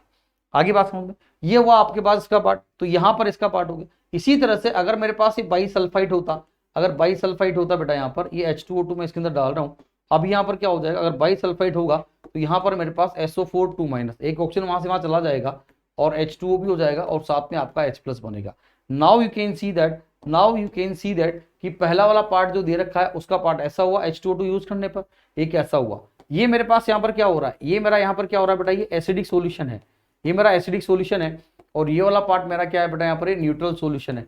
अब आप इसके अंदर क्या करेंगे, लिटमस यूज करेंगे। तो बताओ, अगर आप लिटमस यूज करोगे तो लिटमस यूज करने पर पहला वाला सॉल्यूशन तो न्यूट्रल है, सल्फाइड के केस में सॉल्यूशन न्यूट्रल है तो कुछ भी नहीं होगा, कुछ भी नहीं होगा। बट अगर यहां पर बात करूंगा, इसके वाले केस में सॉल्यूशन एसिडिक है, तो जो लिटमस है उसका कलर क्या हो जाएगा, बोलो बोलो, ब्लू टू रेड हो जाएगा साहब। और ब्लू टू रेड हो गया तो आपको समझ में आ गया कि वहां पर वो हमारे पास में जो है बाई सल्फाइड आपको दिया हुआ है। तो these are two very very important which involve the H2O2 also. तो H2O2 की रिएक्शन भी है हमारे पास है जो आप पढ़ते हो, तो H2O2 हाइड्रोजन चैप्टर में उसकी रिएक्शन भी है। तो मेन पार्ट आता है कि H2O2 का जो सवाल आएगा तो वो कोशिश करेगा कि सोल्ट के साथ कोरिलेट करके आपसे पूछा जाए। तो ये दो चीजें आपको पता होनी चाहिए, तो मैंने बता दी। तो बहुत ही सिलेक्टिव चीज चल रही है हमारे पास, देखते जाएं। अब आप इस क्वेश्चन का आंसर दो। अब बताओ, आप फील करें घर बैठ के, जो भी इसको देख रहे हैं लेक्चर को, वो फील करो कि पहले मैं क्वेश्चन दिया तो do you know how to solve the question, what was the concept behind that question to solve it, क्या कॉन्सेप्ट था उसको सोल्व करने के लिए। तो ये कॉन्सेप्ट आपको मैंने बता दिया। जिन बच्चों को पता था उनका रिवीजन हो गया, और जिनको नहीं पता था उन्होंने भी सीख लिया। ठीक है, ठीक है। अब देखो, अब बताओ, पहला वाला क्लियर हो गया। दूसरा वाला पार्ट था litmus paper, red to blue दे रखा है हमारे पास में। पहला वाला पार्ट रेड टू ब्लू दे रखा है। अगर मैं इसके बारे में बात करूंगा, अगर रेड टू ब्लू दे रखा है हमारे पास में, तो मैंने आपको समझाया था रेड टू ब्लू में आपके पास ये रहा। रेड टू ब्लू किसके केस में होता है बेटा, सल्फाइड के केस में होता है। तो आपके पास यहाँ पर हो गया कि साहब ये रेड टू ब्लू हो रहा है, तो डेफिनेटली हमारे पास क्या होगा बेटा, SO3 2-। सब बच्चे ध्यान दीजिएगा कि इस तरह से सॉल्व के क्वेश्चन किए जाते हैं। दिखने में आपको लगता है बहुत इजी है, बट ये सारे एडवांस लेवल की चीजें हैं, इतनी आसानी से नहीं होती। सीखने के बाद अगर आपका लेवल अच्छा है, एडवांस के लेवल तक आपने पढ़ा है, तो क्वेश्चंस IOC के कोई भी क्वेश्चन मैं लिख के देता हूँ, गारंटी है कोई भी क्वेश्चन डिफिकल्ट नहीं होता है बेटा। और सबसे अच्छी बात, जब पढ़ के जाते हैं तो वहाँ टाइम भी आपका बहुत कम लगता है। यही खास बात है IOC की। पर लोगों ने इसको भ्रम बना रखा है कि साहब IOC तो बहुत बेकार है, रटना पड़ता है। अरे कहाँ रटना पड़ता है भाई, रटना नहीं पड़ता। लेवल आपका अंडरस्टैंडिंग का बहुत ज़्यादा चाहिए होता है, नॉलेज भी चाहिए, अंडरस्टैंडिंग भी चाहिए, फिजिकल केमिस्ट्री की नॉलेज भी। आप तो स्टड लोग हो भाई, टीचर तो एक पार्ट पढ़ाता है, चलो ठीक है, केमिस्ट्री में तीनों पढ़ाता होगा मेरी तरह कोई, मान लो है। और आप क्या फिजिक्स भी पढ़ते हो, मैथ भी पढ़ते हो, सारा पार्ट पढ़ते हो, तो आप तो ज़्यादा सुपर इंटेलिजेंट हो भाई। मानो मानो, अंदर से आवाज़ आनी चाहिए, हाँ सर हम तो अब सुपर इंटेलिजेंट है, तभी तो जेईई की तैयारी कर रहे हैं सर, और सेलेक्ट भी होंगे, उसमें कोई दो राय नहीं है। बट कैसे पढ़ते हैं ये तो टीचर ही बताएगा। ठीक है, चलो आगे बढ़ते हैं। तो SO3 हो गया। H2O2 लिटमस पेपर दे रखा, ब्लू टू रेड। अब ब्लू टू रेड हो रहा तो आप समझ गए होंगे ना, ब्लू टू रेड हो रहा था। अभी मैंने बताया था आपको, यहाँ पर ब्लू टू रेड के बारे में बात करूंगा, तो ये ब्लू टू रेड के बारे में बात करूंगा तो क्या होगा, ये ब्लू टू रेड कहाँ हुआ था बेटा, अपना ये वाले पार्ट में हुआ था, नहीं हुआ था, हो गया, मतलब हो गया आपका बाइसल्फाइड। दो here you can give the answer कि साहब ये वाला पार्ट अपना हो गया। नाउ यू कैन सी कि ये वाला जो पार्ट आपका आएगा ये हो गया आपका बेटा HSO3-। तो योर आंसर विल बी, देख लो हमारे पास कार्बोनेट, फिर सल्फाइड, बाइसल्फाइड। तो this is your answer, this is your answer. बोलिए, ठीक है। तो यहाँ पर आपके पास इसका जो आंसर है वो यहाँ पर आपके पास में इसका ये आंसर होगा, वो आपका इस तरह से यहाँ पर आ जा रहा है, उसमें कोई दो राय नहीं है। ठीक है बेटा, चलिए आगे बढ़ते हैं। अगला सवाल आपके सामने प्रस्तुत है, ये लीजिए। अच्छा ये तो मैंने बता ही दिया, समझा ही दिया था आपको, ये इसका कहानी हो गया, ये कहानी होगी। अगला सवाल, विच of the following silver salt is not soluble in ammonia solution. ये कॉन्सेप्ट भी बहुत इंपॉर्टेंट है, ये भी आपके पास में यहाँ पर आप लिख लो इसको, जेई एडवांस लेवल आपका सवाल का अच्छा है, पर आपको लगता है ऐसा है क्योंकि आपको आता है। सिल्वर सोल्ट के लिए बहुत इंपॉर्टेंट पार्ट है, मैंने पिछली क्लास में बताया था, नहीं तो आप यहाँ पर लिख सकते हो, कई जगह यूज होता है, मेटल्स में भी यूज होता है। कॉन्सेप्ट को हम बोल सकते हैं यहाँ पर। तो एक ये जो रामबाण है बहुत की इंपॉर्टेंट की पॉइंट है, अपना बच्चा भी बना देते हैं, इस बच्चे के दिमाग में खोपड़ी को जाके बना देता हूँ, याद रहेगा। नोट क्या है, लिख लीजिएगा, ऑल सिल्वर, पहले all silver salts are, all silver salts are soluble in, all silver salts are soluble in ammonia solution except Ag2S and AgI। Ag2S और AgI को छोड़ दो, बाकी दुनिया में सारे जितने भी होंगे सारे सारे अमोनिया सॉल्यूशन में सोलेबल होंगे। जैसे कि हमारे पास आप ध्यान दीजिएगा, जैसे भी मैं आपसे बोल दूं कि साहब ये Ag2CO3 है, अगर यहाँ पर आपने अमोनिया सॉल्यूशन ले लिया बेटा, अमोनिया सॉल्यूशन ले लिया, अमोनिया आपका स्ट्रॉन्ग फील्ड लिगेंड होता है, कार्बोनेट आपका वीक फील्ड लिगेंड होता है, सिल्वर जो होता है उसका जो है कोऑर्डिनेशन नंबर कितना होता है बेटा, 2 होता है। तो यहाँ से क्या करेगा वो AgNH3 का होल ट्वाइस, और यहाँ पर आपके पास प्लस आ गया, ये आपका यहाँ पर कोऑर्डिनेशन नंबर 2 का एक आपके पास ये सोल्यूबल और sp हाइब्रिडाइज्ड और ये लीनियर भी होता है, ये आपका कॉम्प्लेक्स बना देता है। इसीलिए बोला जाता है कि जितने भी सिल्वर सोल्ट होंगे हमारे पास में, ध्यान से सुनिएगा, जितने भी सिल्वर सोल्ट हैं सारे के सारे हमारे पास सोल्यूबल होते हैं अमोनिया सॉल्यूशन में, एक्सेप्ट Ag2S और AgI। ये आप रट लो अच्छी तरह से, ये आप अच्छी तरह समझ लीजिएगा, क्योंकि ये वाला पॉइंट जो आपका 50 जगह यूज होना होता है, बहुत जगह यूज होता है आपका, सो बी केयरफुल। हो गया। आप बताइए, तो विच of the following silver salt, तो आपके पास जानते हो Ag2CO3 आपका जो होगा पीपीटी होता है व्हाइट, ये भी आपका व्हाइट होता है, AgCl भी आपका व्हाइट होता है, AgI आपका येलो होता है। तो मैंने क्या पता ये सब क्या होंगे, ये भी सोलेबल होगा, ये भी सोलेबल होगा, पर AgI लिखा था, AgI जो है वो आपका सोलेबल नहीं होता है, ठीक है नहीं है। तो ये इसी कहानी होगी आपके पास। तो ये बहुत इंपॉर्टेंट सवाल है, ये सवाल इस तरह का जेईई में लिख लो, एक्सपेक्टेड में डाल सकते हो, पूछा जा सकता है आपसे। ये पूछा जा सकता है कि कौन कौन से इंटीजर में भी दे सकते हैं कि कौन कौन से सिल्वर सोल्ट जो होंगे वो आपके पास अमोनिया सॉल्यूशन में सोलेबल होंगे, या कौन कौन से सिल्वर सोल्ट अमोनिया सॉल्यूशन में क्या होंगे बेटा, सोलेबल नहीं होंगे। ऐसा सवाल आपसे पूछा जा सकता है। तो एक ही सवाल में कई सारे सवाल आप पुट अप कर सकते हैं, एमसीक्यू टाइप बना सकते हैं, इंटीजर में भी डाल सकते हैं, बट एक लाइन से आपके सारे सवालों के आंसर आपको मिल जाते हैं। दूसरा पार्ट आता है कि साहब सोलेबल कॉम्प्लेक्स क्या बनता है, ये वाला पार्ट आपका बन जाता है। आप यहाँ पर देख सकते हैं कि ये Ag2CO3 था बेटा, Ag2CO3 था आपका, यहाँ पर इसका जो है व्हाइट पीपीटी था, इसका क्या था बेटा, व्हाइट पीपीटी था। बोलो हाँ है। यहाँ पर ही क्या हो रहा है, ये तो आपका एक तो यहाँ पर ये आपका जो है, ये तो आपका यहाँ पर सिंपल सोल्ट है बेटा, ये सिंपल सोल्ट है। यहाँ पर बात करूंगा तो ये मेरे पास क्या आएगा बेटा, एक कॉम्प्लेक्स सोल्ट आएगा।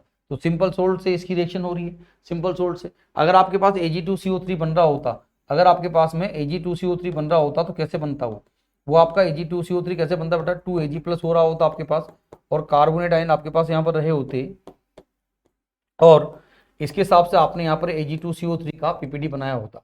इसकी रेट ऑफ रिएक्शन R1 होती, यहाँ पर बात कर रहा हूँ तो इसकी रेट ऑफ रिएक्शन, यहाँ पर ध्यान से सुनिएगा, यहाँ पर आपके पास ये दे दिया, और अगर यही वाला पार्ट है आपका Ag प्लस दे रखा है, Ag प्लस दे रखा है बेटा, और यहाँ पर आपके पास ये 2 अमोनिया है, और यहाँ पर इसकी रेट ऑफ रिएक्शन R2, ये थोड़ा सा केमिकल काइनेटिक्स इसका टच आ गया आपका। तो ये आपको मल्टी कंसेप्चुअल क्वेश्चन लेवल समझो, लेवल पर समझो जेईई क्या होती है, लेवल क्या होता है, नॉलेज क्या होती है। दिख रहा है सबको, डायरेक्ट नहीं होता कि ऐसा होगा डाल दिया ये बन गया, ऐसा हुआ डाल दिया ये बन गया, ना ना, उससे कुछ नहीं होना। आप देखो ये चीजें बता रहा हूं, इसकी रेट आपने पूरा रेट ऑफ रिएक्शन आपने पढ़ी होगी हमारे पास। तो जो एक्सपेरिमेंटल ऑब्जर्वेशन होते हैं हमारे पास, ये नॉर्मल कंपाउंड बन रहा है, ये मेरा कॉम्प्लेक्स बन रहा है, तो बेटा यहाँ पर एक और नोट आप डाल के लिख सकते हैं कि जो रेट आपके पास होती है बेटा, रेट ऑफ जो नॉर्मल कंपाउंड है, रेट ऑफ नॉर्मल कंपाउंड जो है formation, rate of normal compound formation जो होती है, और आपके पास यहाँ पर आएगा बेटा rate of complex formation. Rate of complex formation के बारे में अगर मैं बात करूं आपसे, तो रेट ऑफ कॉम्प्लेक्स फॉर्मेशन जो होगी आपके पास में, वो नॉर्मल कंपाउंड जो बनता है उससे क्या होता है बेटा, उसकी तुलना में अगर आप देखेंगे उसकी तुलना में जो क्या होती है बेटा, ये बहुत ज्यादा होती है। इसलिए यहाँ पर ये जो कंपाउंड था ये क्या हो जाएगा आपका, ये कंपाउंड जो है आपका यहाँ पर जो है इसके अंदर अमोनिया सोल्यूशन में सोलेबल हो जाता है जनरली। तो ये इसकी कॉन्सेप्ट आपके सामने आ गया, कॉन्सेप्ट आपके सामने मैंने दे दिया। एक एक चीज बहुत जबरदस्त है, देखते जाएं सीखते जाएं, ठीक है। तो कोशिश जितनी भी होगी मैं सिखा दूंगा। अगला सवाल देखो क्या लिखा हुआ है, which of the following reason gives blue colour in presence of stars with rotten egg smell. मैंने जो क्वेश्चन चूज किए ना बेटा, यहाँ पर ये सारे सारे जो क्वेश्चंस हैं वो सारे सारे जेईई एडवांस में जो कॉन्सेप्ट आप यूज करेंगे उसके क्वेश्चन को सोल्व करते समय उनमें इन सबका रोल आएगा। ये सब कॉन्सेप्ट वहां पर आपको देखने को मिलते हैं। जो बच्चे रियली PIQs कर रहे हैं उन लोगों को ये सब चीजें, छोटी छोटी चीजें सब यहाँ पर आपके पास वहां पर इन्वॉल्व होती है, आप इसको यूज करें। बोलता ये भी बहुत अच्छा कॉन्सेप्ट है, जेईई में प्रीवियस ईयर में कई बार कॉन्सेप्ट पूछा गया है, which of the following reason give blue colour in presence of starch with rotten egg smell gas.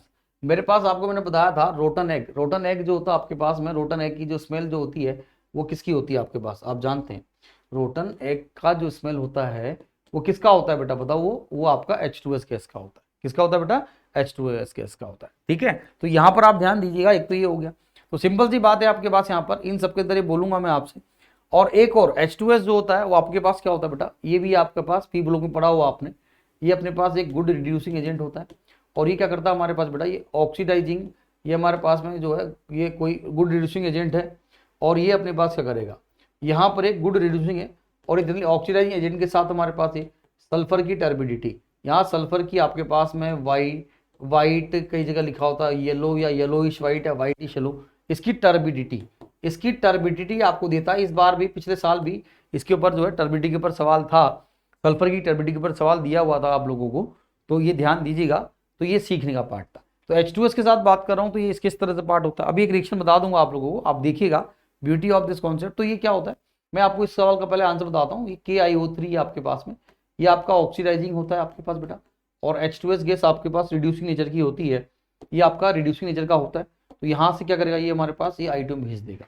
यहाँ पर ये +5 में होता है, ये तो -2 में था, यहाँ से सल्फर में चला गया, ये -2 सल्फर में गया तो उसका ऑक्सीडेशन हो गया, यहाँ से यहाँ चला गया 0 में तो उसका रिडक्शन हो गया, आपके पास रेडॉक्स रिएक्शन हो जाती है। सल्फर की टर्बिडिटी आपको यहाँ पर ऑब्जर्व की जाएगी, सल्फर की टर्बिडिटी आपको मिल जाती है, ठीक है। और I2 जो होता है आपके पास में, यहाँ पर आप जानते हैं I2 जो होता है वो बेटा क्या होता है आपका वायलेट कलर का होता है आपके पास में, और I2 जो होगा आपके पास में वायलेट कलर का होता है। और उसके अंदर कभी भी करिए ये जो है, अगर आपको यहाँ पर स्टार्च है ना, स्टार्च आपने पढ़ा होगा बायोमोलिक्यूल्स के अंदर, तो स्टार्च अगर डालते हैं तो यहाँ से हमारे पास क्या होता है बेटा, ब्लू कलराइजेशन आता है। ये जो कॉन्सेप्ट है IIT JEE में एडवांस में हर साल पूछते हैं, कहीं ना कहीं इसको जरूर दिया जाता है। तो कभी भी अगर स्टार्च के साथ अगर ब्लू कलराइजेशन आ रहा है तो आप समझ जाना कि उसके पहले वो गैस जो होगी वो आपके पास 99% चांस है वो गैस आपके पास कौन सी होगी बेटा, I2 ही होती है। इसलिए उसका जो अप्रोच है, उसकी जो अप्रोच आपके समक्ष आती है वो इस तरह से यहाँ पर दे दी आपको जाएगी। बोलो मजा आया? तो ये इसकी कहानी आप यहाँ पर जरूर से जरूर देखें। अब मैं इसमें एक आपको और थोड़ा सा नॉलेज जोड़ देते हैं, एक अच्छा सा पार्ट और बताते हैं। आप देखो ये H2S की बात आपने P ब्लॉक में पढ़ा हो तो ठीक है, नहीं पढ़ा हो तो यहाँ बता देते हैं हम आपको इसकी रिएक्शंस का कितना अच्छा रोल आपके पास होता है। I told you that it is a reducing agent, वो भी अच्छा वाला रिड्यूसिंग एजेंट होता है तो होता ही है भैया, कोई कुछ थोड़ी कर सकता है। सब बच्चे ध्यान दीजिए यहाँ पर अपने पास, यहाँ पर इसमें और भी बहुत सारी चीजें मेरे पास होती हैं। यहाँ पर आप देखेंगे इसके अंदर, ये मैं आपको देखो ये यहाँ से यहाँ तक पार्ट आपका आ गया। इधर मैं बात करता हूँ, यहाँ पर मैं कुछ जो है आप देख सकते हो, ये हो गया ये हो गया ये हो गया। यहाँ से फिर बात करेंगे, ये हो गया इसका, ये हो गया, इधर हो गया इधर हो गया। देखो कितनी सारी रिएक्शन आप लोग बोलते हो ना सर क्या IOC में रिएक्शन रटनी पड़ती है। मैं बोलता हूँ रिएक्शन समझनी पड़ती है, ठीक है, समझनी पड़ती है। और वो समझ के जो रिएक्शन पढ़ते हैं ना वो आराम से याद होती है, वो भूलते नहीं है। ब्लाइंडली रटी हुई रिएक्शंस कभी भी याद नहीं होती हैं। अभी जैसे यहाँ पर आपके सामने मैंने H2S लिखा, H2S अच्छा रिड्यूसिंग एजेंट होता है आपके पास, ये अच्छा रिड्यूसिंग एजेंट है। मैंने यहाँ पर बोला अगर मैं यहाँ पर KMnO4 देखो, डी ब्लॉक भी आपके पास आ गया, KMnO4 के साथ H2 की रिएक्शन डी में पढ़ लो, या H2S की P की रिएक्शन KMnO के साथ पढ़ लो, या सोल्ट में पढ़ लो। रिएक्शन तो रिएक्शन ही रहेगी ना, चाहे डी ब्लॉक में पढ़ो, चाहे P में पढ़ो, चाहे सोल्ट के अंदर पढ़ो, कोई दिक्कत, बोलो बोलो। उसके अंदर बात करूं मैं यहाँ पर तो उसमें कोई दिक्कत नहीं है, ठीक है। अब आगे देखो आप, KMnO4 मैंने यहाँ पर ले लिया बेटा, यहाँ पर मैंने K2Cr2O7 आप यहाँ पर ले सकते हो। आप यहाँ पर ब्रोमीन वाटर, ब्रोमीन जल ले सकते हो, यहाँ पर आप जो है ब्रोमीन वाटर ले सकते हो। यहाँ पर आप जो है ये ब्रोमीन वाटर हो गया, आप यहाँ पर जो है क्लोरीन वाटर भी आप ले सकते हो। यहाँ पर आयोडीन भी आप यहाँ पर ले सकते हो, I2 वाटर के बारे में बात करें, ब्रोमीन क्लोरीन आयोडीन भी यहाँ पर ले सकते हो आप, उसमें कोई दिक्कत नहीं है।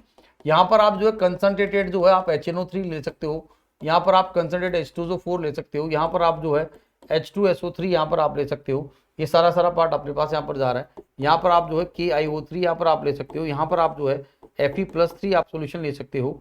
यहाँ पर आपके पास यहाँ पर मैं एक और एक एक्सिस ऑफ जो है Cl2, axis of chlorine water भी आप यहाँ पर ले सकते हो। ये इतनी सारी रिएक्शंस आपके सामने आ गई, ये सारी H2S की रिएक्शंस है, ऑल आर H2S रिएक्शन।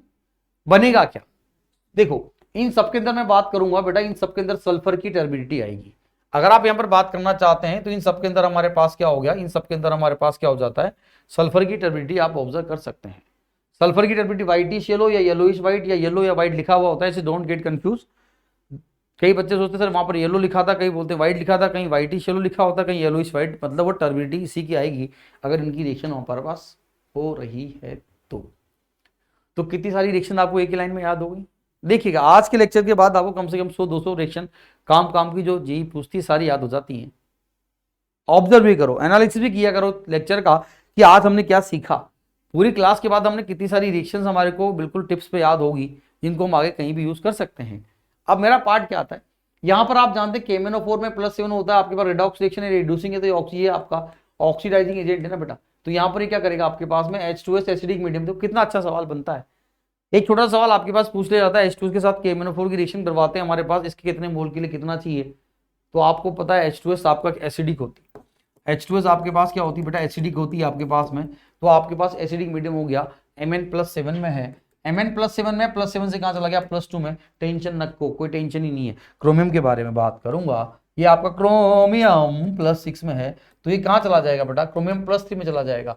यहाँ पर सोल्यूशन ग्रीन है, यहाँ पर आपके पास में आप बोलते हो KMnO4 पिंक या पर्पल होता है, Mn+2 जो होता है ये आपका कलरलेस हो जाता है। यहाँ पर ब्रोमीन वाटर है, ब्रोमीन आपके पास बताया था ब्रोमीन वाटर इनिशियली हमारे पास क्या होगा, ब्राउन रहेगा, और बाद में कहाँ चला जाएगा, ये Br माइनस में। रटना नहीं है, अरे भाई सल्फर -2 से 0 जा रहा है, मतलब उसका ऑक्सीडेशन हो रहा है, तभी तो रिड्यूसिंग है, और बाकी ऑक्सीडाइजिंग तो वो रिड्यूस हो जाएंगे। तो Br वाला पार्ट था आपके पास 0 से कहाँ चला गया, माइनस में चला गया। यहाँ पर भी अपने पास ये Cl माइनस में चला जाएगा। यहाँ पर बात करूंगा तो ये हमारे पास क्या होता है, ये वोलेट गैस का होता है, तो यहाँ से कहाँ चला जाएगा बेटा, यहाँ पर ये I माइनस में चला जाएगा, ये कलरलेस हो जाएंगे आपके पास में। ठीक है, कंसंट्रेट HNO3 के बारे में बात कर सकता हूं, तो यहां से मेरे पास क्या हो जाएगा बेटा, NO निकल जाएगा। H2SO4 के बारे में बात करूंगा तो यहाँ पर SO2 गैस आपके पास निकल जाती है। यहाँ पर अपने पास में कुछ नहीं होता, पानी निकल जाता है, और यहाँ पर आपके पास क्या होता है, I2 आपके पास चला जाएगा। Fe+3 से तो कहाँ चला गया बेटा, वो +2 में चला गया आपके पास।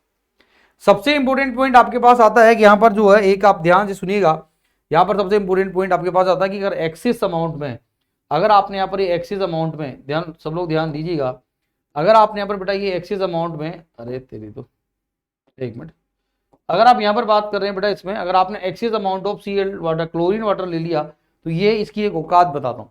ये एक ऐसा ही कंपाउंड है जो एक्सिस अमाउंट में क्लोरीन वाटर लेने पर यहाँ पर फिर सल्फर की टर्बिडिटी नहीं आती बेटा, यहाँ पर मेरे पास ये H2SO4 बन जाता है, H2SO4 बन जाता है।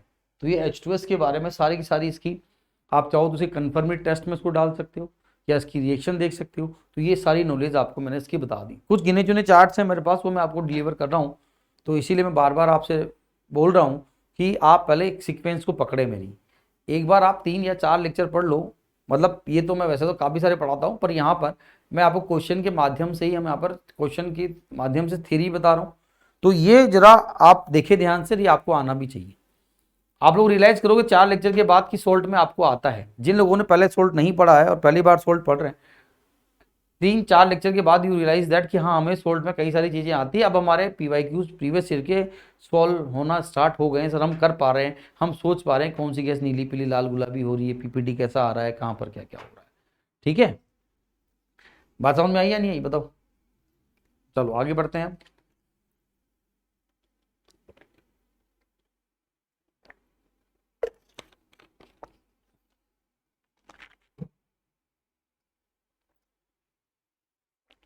तो सब बच्चे ध्यान दें, ये वाला सवाल तो आपका हो ही गया। रोटन एक स्मेल थी हमारे पास, स्टार वाला कॉन्सेप्ट बता दिया मेरा। तो यहाँ पर क्या हो जाएगा आपका, your answer will be KiO3, क्योंकि बाकी सब में तो I2 निकलेगी नहीं, वो सब स्टार के साथ कलर नहीं देते। ये इसलिए भी इंपॉर्टेंट है बेटा, आपने देखा होगा बचपन में आप लोग स्कूल गए हो, तो आपकी अगर व्हाइट शर्ट आपके स्कूल में चलती हो, तो व्हाइट शर्ट को आप लोग कितनी गंदी सी करके लेके आते थे, तो मम्मी ने उस शर्ट को कभी धोया हो, और धोने के बाद में अगर आपको याद हो तो उसमें वो एक जो नील बोलते हैं हम शुद्ध हिंदी में, तो नील डाल के उसको हल्का सा उसका ब्लू कलर कर देते हैं, जिससे कि क्या होता है, वो शर्ट जो है ज़्यादा गंदी ना हो। याद है, ऐसा कभी देखा हो बचपन में, कभी ऑब्जर्व किया हो, तो वो यही होता है। वो आपके पास जो सॉल्यूशन आप डालते हो ना, वो अपने पास वो I2+ स्टार्च के हिसाब से होता है, जो कि ब्लू कलर देता है। ठीक है, आगे बात समझ में।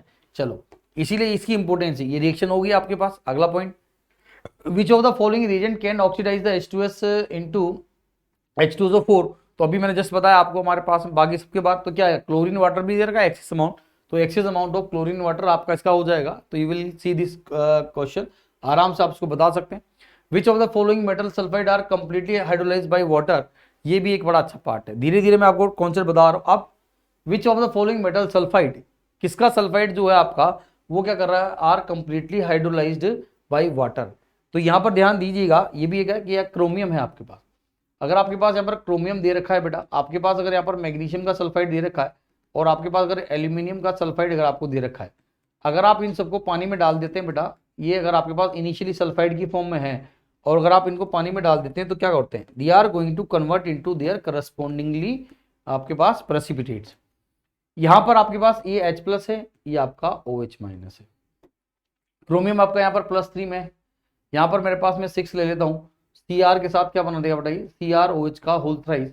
यहाँ पर इसका आपके पास इसका PPT बन जाएगा, और साथ में रही बात हमारे पास में ये बाद में वो आपके पास H2S गैस वहाँ से निकल जाएगी। ठीक है, दूसरी बात आपके पास आती है Mg के अंदर बात करेंगे आप। यहाँ पर मैग्नीशियम है, मैग्नीशियम के साथ भी बात करूंगा यहाँ पर मैं, तो 2 ले लेता हूँ उसको।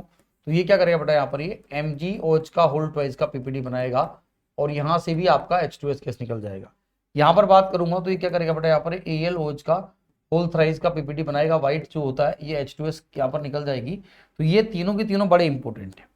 यहाँ पर आप देखेंगे ये तीनों के तीनों बड़े काम के हैं हमारे पास। ये देख सकते हैं कि इनके सल्फाइड्स को पानी में डालते ही अपने करस्पॉन्डिंगली पीपीटी में कन्वर्ट हो जाते हैं, अपने करस्पॉन्डिंग पीपीटी में कन्वर्ट हो जाते हैं। आप जानते हैं AlOH का होल थ्राइस होता है आपका व्हाइट होता है बेटा, MgOH का होल ट्वाइस भी व्हाइट होता है आपके पास में।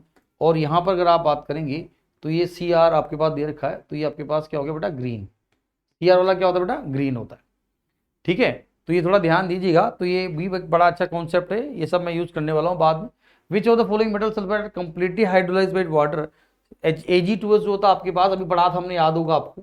Ag2S के बारे में मैंने आपसे बोला था कि ये वाला पार्ट आपका क्या होता है, ब्लैक प्रेसिपिटेट होता है, और पीपीटी बना हुआ है पानी के अंदर, ये होता है आपके पास सेचुरेटेड सॉल्यूशन में, तो ये तो ब्लैक ही होता है ना, पानी में तो इनसोलेबल होता है, तो ये तो ब्लैक पीपीटी रहेगा, तो ये हाइड्रोलाइज नहीं होगा। हाइड्रोलाइज होने का मतलब पानी में डालने पर, और ये बाकी सारे हाइड्रोलाइज हो जाते हैं। तो ये जो आपका आंसर बना इसका क्या क्या हो गया, क्रोमियम आपका हाइड्रोलाइज हो गया, मैग्नीशियम हो गया और एल्यूमिनियम हो गया। ठीक है, क्लियर है। चलिए अगला point, H2S gas can be identified by using. आपके पास H2S को आइडेंटिफाई करना चाहते हैं, आप यहां पर देखो, ये आपके पास लेड दे रखा है, H2S के साथ क्या बना देगा बेटा, हमारे पास ये PbS का ब्लैक पीपीटी बना देगा, तो इसको आइडेंटिफाई कर सकते हैं। CD के साथ KDM के साथ आपको बताया था मैंने, यहाँ पर ये H2S गैस है, और H2S गैस होगी बेटा अपने पास यहाँ पर, तो क्या बना देगा बेटा यहाँ पर CDS, और ये CDS का येलो पीपीटी बना देगा, है ना। CDS कोल्ड ड्रिंक स्लाइस, याद रखना CDS का पीपीटी ब्लैक नहीं होता। CD का यहां पर ध्यान दो, CD मतलब हो गया आपका कोल्ड ड्रिंक, CD मतलब हो गया कोल्ड ड्रिंक, S का मतलब हो गया स्लाइस, कोल्ड ड्रिंक स्लाइस कौन सी होती है, ताजा रसीले आमों का स्वाद मुंह में आता है, याद आया, ऐड देखते हो टक टक टक टक पी जाता है वो। CD मतलब कोल्ड ड्रिंक, S मतलब स्लाइस, CDS, नहीं तो जल्दीबाजी में सल्फाइड में आप इनको भी ब्लैक बोल दो ना ना ना ना ना। ये क्या है, ये तो भाई साहब कोल्ड ड्रिंक है अपनी, कौन सी स्लाइस है, कोको कोला नहीं है काले काली, ये क्या है, स्लाइस येलो वाली। ठीक है, चलो, तो ये ऐसे ही मजाक कर लेता हूँ, बीच बीच में बकवास करते हैं, थोड़ी थोड़ी अच्छी अच्छी याद रहता है, हाँ? कुछ चीजें तो आपको मैं याद करवा दूँ परमानेंटली, टेंशन ही नहीं है।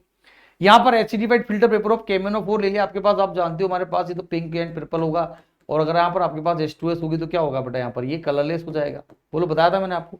यहाँ पर बात करूंगा तो आपके पास H2S गैस आ गया, H2S गैस आ गया, ये आपके पास क्या होता है, ये आपका ऑरेंज, क्या होता है बेटा, ऑरेंज या रेड आपके पास होता है, और यहां से कहां चला जाएगा, +3 में चला जाएगा। तो आराम से यहाँ पर H2S को अगर आइडेंटिफाई करना चाहते हैं, तो जो मैंने अभी टेबल बनाई थी, वो सारी की सारी टेबल में जितने भी रिएजेंट हैं उन सबको यूज किया जा सकता है, तो ये भी आंसर, ये भी आंसर, ये भी आंसर और ये भी आंसर।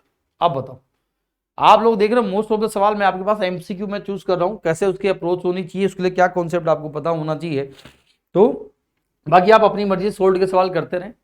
अभी हम एनाइंस के बारे में बात करें, कैटाइंस मैंने पढ़ाया नहीं, कैटाइंस पढ़ाऊंगा तो फिर ये सारी रिएक्शन वहां पर भी यूज हो जाएंगी, तो आपको और डबल फायदा होने वाला है। बस आप पेशेंसफुली लिसन मी, 5 लेक्चर मैं लेने वाला हूँ, मोस्टली 4 क्वेश्चन के माध्यम से थ्योरी समझा रहा हूँ, 5वें लेक्चर में एडवांस के प्रीवियस ईयर के सारे सवाल करवा डालूंगा आप लोगों को, डोंट वरी, ठीक है ना। तब जाके आपका एक लेक्चर पूरा कंप्लीट होगा ये। तो अगला सवाल देखते हैं साहब, विच of the following reagent give the white turbidity of sulphur with H2S। तो आप समझ गए, आपको समझ में आ गया होगा, यहाँ पर ये भी देगा, ये भी देगा, ये भी देगा, सबके साथ हो जाएगा, तो सारे आंसर आगे सब उसी के ऊपर बेस्ड सवाल थे, पर उस एक टेबल से कितने सारे सवालों के आंसर आप दे पा रहे हैं। बोलता है which of the following PPT on heating will not give black PPT. तो आपको बताया था इसको हीट करूंगा, यहाँ पर मैंने बोला था ये सवाल भी आप कर पा रहे हैं, ये सवाल भी आप कर पा रहे हैं। यहाँ पर देखो, यहाँ पर ये है, ये है, ये है, ये है, तो यहाँ पर आपको पता है ये क्या बनाएगा आपके पास, ये Ag2S बनाएगा, बाप के केस में कुछ नहीं होता, ये आपका PbS का पीपीटी बना देगा, ये आपका HGS का ब्लैक पीपीटी बना देगा, सारे ब्लैक होते हैं, ये सवाल पहले कर चुके, इसलिए आपके पास which of the following precipitate on heating will not give, ध्यान सुनना, will not give black PPT, तो कौन नहीं देगा बेटा आपके पास, ये वाला, क्योंकि बाप के केस में कछु नहीं होता है, तो आपका आंसर क्या आ गया, ये। बाकी तीनों देंगे, ये नहीं देगा, क्वेश्चन ही पढ़ना होता है। कई बार हमसे पूछता है कौन सा नहीं देगा, और हम करके आ जाते हैं कौन कौन सा देगा, तो तुम्हारे साथ भी आईटी ही कर देगी कि कौन कौन को सिलेक्ट करेंगे, कौन कौन को नहीं करेंगे। तो ऐसा जरूरी है कि क्वेश्चन को ध्यान से हमें पढ़ना पड़ता है, ठीक है बेटा। विच of the following metal sulphide is only soluble in aqua regia, only soluble in aqua regia भी बताया था मैंने आपको कि जो HGS होता है वही आपका एक्वा रेजिया में सोल्युबल होता है, बाकी तो क्या होते हैं ओनली, ये HGS जो है केवल एक्वा रेजिया में सोल्युबल है बेटा, बाकी में सोल्युबल नहीं है, ठीक है। तो ये सब बहुत इजी सवाल थे आपके पास। यहां पर फिर आ जाओ, याद आया ये ब्लड रेड, खूनी लाल, मेरे लाल समझ में आ रहा है? ये ब्लड रेड, ब्लड रेड का मतलब खूनी लाल। आई टोल्ड यू दैट आपके पास मेटल तो +3 में आयरन ही होता है। ये आपका आ गया मेटल में अगर बात करूंगा तो ये तो आपका बेटा आयरन ही होता है, ये तो आपके पास आयरन ही होता है। पर यहाँ पर आपके पास और साथ में मैंने बोला था कि एक तो होता है थायोसाइनाइड के साथ ब्लड रेड पीपीटी आता है, एक एसीटेट आयन के साथ ब्लड रेड पीपीटी आता है। तो यहाँ पर भी बड़ी अच्छी रिएक्शन है। देखो जब ये इसके बाद यहाँ पर ए के बारे में बात करें, ब्लड रेड पीपीटी पूछ रहा है आपके पास यहाँ पर ये H2 के साथ ए दे रखा ब्लड रेड कलर कॉम्प्लेक्स। ये थोड़ा सा इसको ध्यान से सुनना पहले, ये क्वेश्चन में इसके बाद बेटा ये ए वाला जो पार्ट है ना, ये आपका ब्लड रेड कॉम्प्लेक्स ये नहीं है, ये यहाँ पर ये नहीं है आपका, इसको एक बार आप सब लोग ध्यान दीजिए। ये आपका ब्लड रेड कॉम्प्लेक्स, ये ए आपका ब्लड रेड कॉम्प्लेक्स है, ठीक है। और फिर ए को हमने यहाँ पर, ये आपका ब्लड रेड कॉम्प्लेक्स आपका ए है, ऐसा देखो आप इसको, एक मिनट सब लोग ध्यान दें बेटा। यहाँ पर ये पहले ए है आपका, ये जो है ये पहली रिएक्शन है, और दूसरा यहाँ पर ये जो ब्लड रेड कॉम्प्लेक्स बना, और इसको हीट करूंगा तो ब्लड रेड पीपीटी बनेगा। ये मेरा सवाल यहाँ पर है, ठीक है ना। तो होता क्या है बेटा, ये ब्लड रेड कॉम्प्लेक्स जो बनता है वो रिएक्शन पूरी बता दो। यहाँ पर हमारे को जो है 6 मॉलिक्यूल्स के यहाँ पर लेने पड़ जाते हैं। तो फाइनली ए जो आपका बनता है वो आपका ए तो जो बनेगा वो तो बनेगा बेटा Fe3 आपका यहाँ पर, और CH3 CO का होल 6 आपके पास हो जाता है। OH का होल ट्वाइस आप यहाँ पर ले सकते हो, और यहाँ पर इसके ऊपर +1 आप चिपका सकते हैं, उसमें कोई दिक्कत नहीं है, ठीक है। ये तो आपका सोलेबल कॉम्प्लेक्स बना, ब्लड रेड कॉम्प्लेक्स बनेगा। और बाद में जब पीपीटी को जब आप हीट करोगे, जब इसको आप हीट करेंगे, यहाँ पर ये कोमा लगा लिया एच, इसको जब आप हीट करेंगे तो हीट करने के बाद फिर आपके पास कॉम्प्लेक्स बच जाएगा FeCH3CO एंड OH का होल ट्वाइस प्लस ये आपके पास, ये आपका जो होगा पीपीटी, ये आपका प्रेसिपिटेट बनेगा, वो सोलेबल कॉम्प्लेक्स रहेगा, ठीक है। तो इसलिए यहाँ पर पूछा गया आपसे ए जो है आपका वो क्या होगा, तो ए आपका क्या हो जाएगा बेटा, ए आपके पास पूछा है ना, बी नहीं पूछा, बी ब्लड रेड पीपीटी है, बट पूछा गया ए क्या है आपका बेटा, ए आपका जो रहेगा वो ये वाला कंपाउंड आपका रहेगा, ठीक है।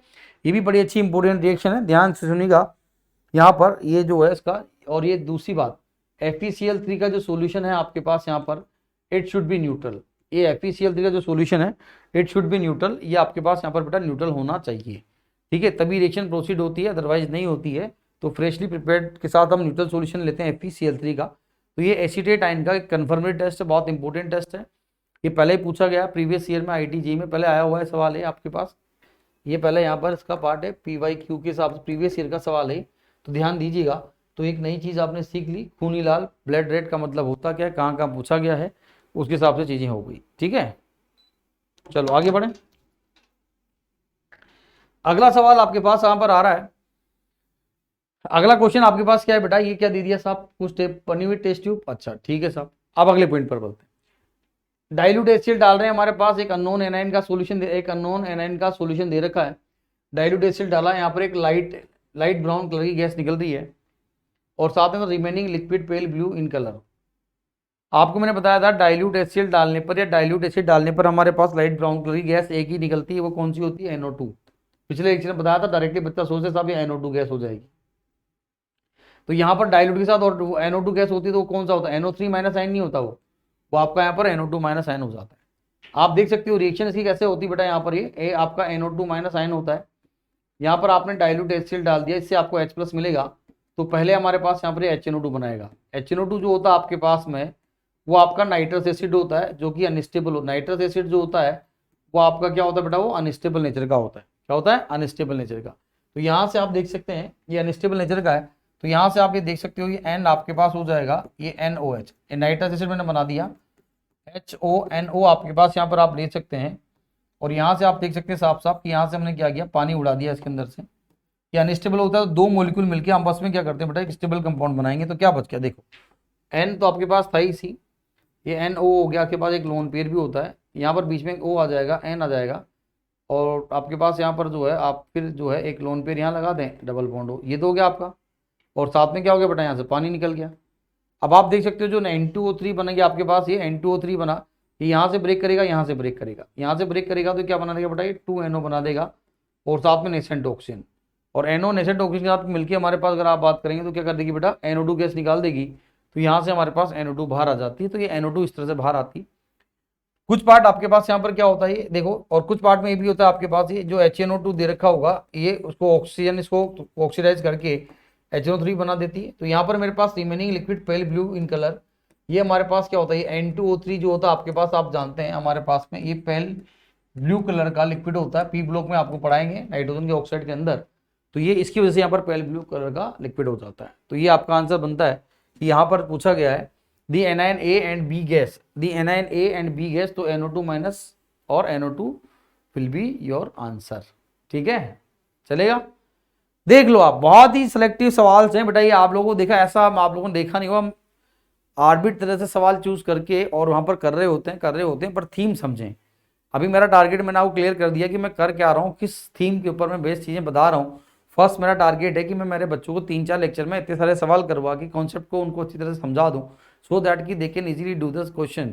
वो आप आराम से एडवांस में जो सवाल आएंगे या जेईई मेन में भी जिनके भी आए थे वो लोग अगर ये देख लें तो सारे सवाल आप आराम से कर सकते थे, और एडवांस में भी मैं आपको बोल रहा हूँ आप आराम से सवाल कर पाओगे।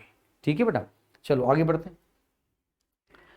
A unknown anion है considered H2SO4 या B gas कलरफुल फ्यूम्स है on addition of copper turning intensity of fumes increases. ये आपके पास फिर आ गया, ये भी बड़ा अच्छा सा पार्ट है, यहाँ पर ध्यान दीजिए। अब हमने कंसंट्रेट H2SO4 ले रखा है, कॉपर टर्निंग। कॉपर टर्निंग से मतलब है कॉपर का वायर आपके पास ऐसे ऐसे ना, ऐसे ये ऐसे स्प्रिंग टाइप हमारे पास ऐसे वायर ले लिया। कॉपर टर्निंग लेने से क्या होता है, साउथ अफ्रीका बढ़ जाता है, मतलब सरफेस एरिया बढ़ जाता है। ये बड़ा अच्छा इंपॉर्टेंट पार्ट है, बेसिक पार्ट है। इसके अंदर रिएक्शंस आपके पास इन्वॉल्व है बहुत सारी, ये सब ये जो आपके पास very very important, very very important, infinite important part है आपका। ये ध्यान से सुनिएगा, ऑप्शन देके चीजों को आपको मैनिपुलेट करना पड़ेगा, देखना पड़ेगा, समझना पड़ेगा। मेरे पास होता क्या, ये वाला पार्ट जो क्या होता है इसके अंदर बात करूंगा तो आपने पढ़ा होगा NO3 माइनस जो होता है अपने पास कंसंट्रेट H2SO4 दे रखा है, तो आप जानते हैं कि NO2 माइनस तो डाइल्यूट के साथ भी रिएक्शन कर लेता है। आपके पास Br माइनस है और NO3 माइनस दोनों जो होते हैं आपके पास वो कंसंट्रेट के साथ रिएक्शन करते हैं। बोलो हाँ या ना, करते हैं? अरे करते नहीं करते बेटा, करते हैं। और खास बात इसके अंदर ये होती है बेटा, NO3 माइनस है तो कंसंट्रेटेड जो है ये आपके पास, आप ये primary test of nitrite ion है, nitrate ion sorry, primary test of nitrate ion आपका दे रखा है। तो क्या करेगा, यहाँ से पहले फर्स्ट ये बनाएगा बेटा, यहाँ पर HNO3 क्या बनाएगा, यहाँ पर बेटा ये HNO3 बनाएगा। फिर आप ध्यान से सुनिएगा कि जो HNO3 आपके पास यहाँ पर दे रखा है, सब बच्चे ध्यान दें, ये आपके पास यहाँ पर HNO3 बनाएगा पहले तो हमारे पास। तो ये कई सारे मॉलिक्यूल्स आपके पास वहां बन रहे होते हैं। फिर मैं यहाँ से क्या करेंगे, यहाँ से एक वाटर उड़ा देंगे। वाटर उड़ाने के बाद हम क्या बनाने वाले हैं, यहाँ पर देखो N के साथ O आ गया, फिर डबल बॉन्ड हो गया, डबल बॉन्ड हो गया आपके पास, ये आ गया N2O5। फिर यहाँ से ब्रेक हो जाएगा और यहाँ पर जो है आपके पास क्या हो क्या रहा है बेटा, ये 2NO2 जो है गैस तो निकल जा रही है, साथ में आपके पास नेसेंट ऑक्सीजन आपको यहाँ पर मिल जा रहा है। तो ये कलरफुल फ्यूम्स आपके पास निकल रही है और ये बी गैस है तो आपके पास NO2 हो जाएगी। पर बोलता on addition of copper turning, तो होता क्या है बेटा, यहाँ पर सब लोग ध्यान दीजिएगा, यहाँ सब लोग ध्यान दीजिएगा हमारे पास में कि NO2 तो पहले निकल ही रही थी मेरे पास में, NO2 तो मेरे पास यहाँ पर निकल ही रही, इसमें कोई दो राय नहीं है। पर आपने यहाँ पर क्या किया, फिर हमारे पास क्या कॉपर टर्निंग यूज करी। कॉपर टर्निंग का मतलब कॉपर मेटल आपके पास है, कॉपर मेटल रहेगा और इसकी टर्निंग का मतलब हो गया आपके पास ये इस तरह से, ये बताया मैंने ऊपर आपको, ये रिंग टाइप हमारे पास ये स्प्रिंग शेप में वायर हो जाएगा। अब आपके पास आप देख रहे हो यहाँ पर जो HNO3 आपके पास जो बनेगा, देखो यहाँ पर ये बना आपके पास HNO3, तो ये अपने पास HNO3 जो यहाँ पर बनेगा वो कंसंट्रेट तो नहीं हो सकता ना, ये तो आपका डाइल्यूट ही रहेगा, क्योंकि सॉल्यूशन के अंदर बात कर रहा हूँ। तो ये करेगा क्या अपने पास यहाँ पर, now you can see that कि यहाँ से हमारे पास क्या बनाएगा बेटा, ये आपके पास आया पी ब्लॉक की रिएक्शन। आप लोग पी ब्लॉक की देख रहे हो, कॉपर का नाइट्रेट बनाएगा और चूंकि ये इलेक्ट्रोकेमिकल सीरीज में नीचे आता है, चूंकि ये इलेक्ट्रोकेमिकल सीरीज में कहाँ आता है बेटा, ये नीचे आता है आपके पास में। तो आप क्या करेंगे कि ये जो नाइट्रोजन है उसको +5 से ये क्या करेगा आपके पास, ये केवल NO तक ही इसको क्या करेगा बेटा, रिड्यूस कर पाएगा, क्योंकि ये तो आपका हमेशा ऑक्सीडाइजिंग एजेंट की तरह ही काम करता है। कॉपर मेटल है, metal has a tendency to lose the electron, तो इलेक्ट्रॉन लूज करके +2 में चला गया, कॉपर का नाइट्रेट बनेगा। ये सवाल आपका जेईई में पहले आ चुका है कि PYQs में पहले आ चुका है हमारे पास में कि कॉपर का अगर ये देखा जाएगा तो ये डाइल्यूट रहेगा। डाइल्यूट HNO3 के साथ बनता क्या है, कॉपर का नाइट्रेट बनेगा आपके पास बेटा और ये बन जाएगा, बाकी तो पानी निकल जाएगा, कोई टेंशन नहीं है हमारे पास यहाँ पर। तो ये NO बन गया और अब आप देख रहे हो कि जो NO बनेगा आपके पास में, यहाँ पर एक बार नेसेंट ऑक्सीजन आपके पास अवेलेबल है, तो ये क्या करेगा, ये क्या करेगा आपके पास NO जो होगा इस नेसेंट ऑक्सीजन के साथ रिएक्शन करके हमारे पास यहाँ पर क्या करेगा, NO2 निकालना और स्टार्ट कर देगा।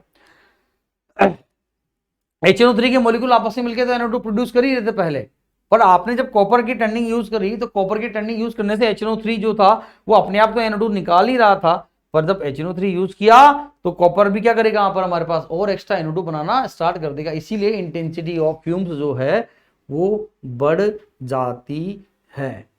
अब समझाओ। तो आप देख रहे हो कि जब आप एडवांस लेवल पे जब सवाल अटेम्प्ट करते हो तो उनकी जो अंडरस्टैंडिंग का लेवल है वो इतना होना चाहिए।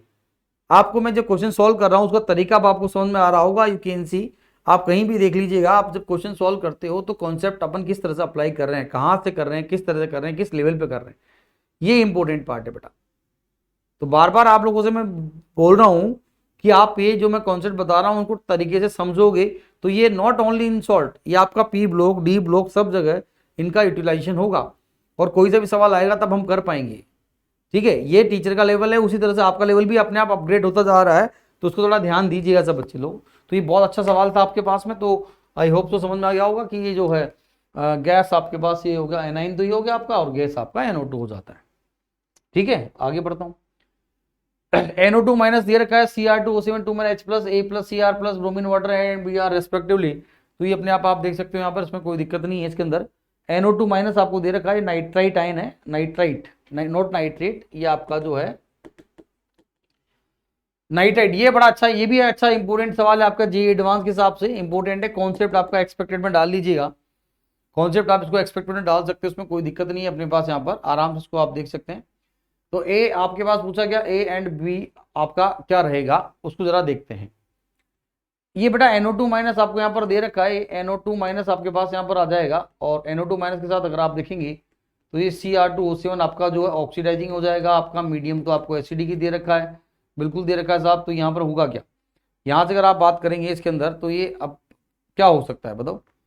बोला ए आपके पास क्या होगा, थोड़ा गड़बड़ होगा इसके अंदर, रुको ए, अच्छा ए एंड बी, तो NO2 माइनस का पार्ट हो जाएगा बेटा अपने पास यहाँ पर। अब आप गैस निकाल के बताओ क्या बनेगा। यहाँ पर अगर आप देखेंगे दोनों गैस के अंदर जो NO2 माइनस है ये आपका ऑक्सीडाइजिंग, खुद तो रिड्यूस हो गया, खुद तो रिड्यूस हो जाएगा, फर्दर इसको क्या ऑक्सीडाइज करना चाहिए वैसे तो फर्दर, पर यहाँ पर आप देख रहे हैं यहाँ पर अपने पास ए में तो सब में क्या होगा आपके पास में, ये ए वाला पार्ट दे रखा है, तो ये ए वाला पार्ट है तो क्या करेगा बेटा, ये तो स्ट्रॉन्ग ऑक्सीडाइजिंग है, तो इसको ऑक्सीडाइज करेगा, तो ऑक्सीडाइज करेगा तो कहाँ भेजेगा इसको बताओ हमारे पास से NO3 माइनस में, क्योंकि ये फर्दर तो +3 में है, तो कहाँ भेज देगा बेटा इसको +5 में भेज देगा, तो ये तो ऑक्सीडाइज करके इसको NO3 माइनस में भेज देगा।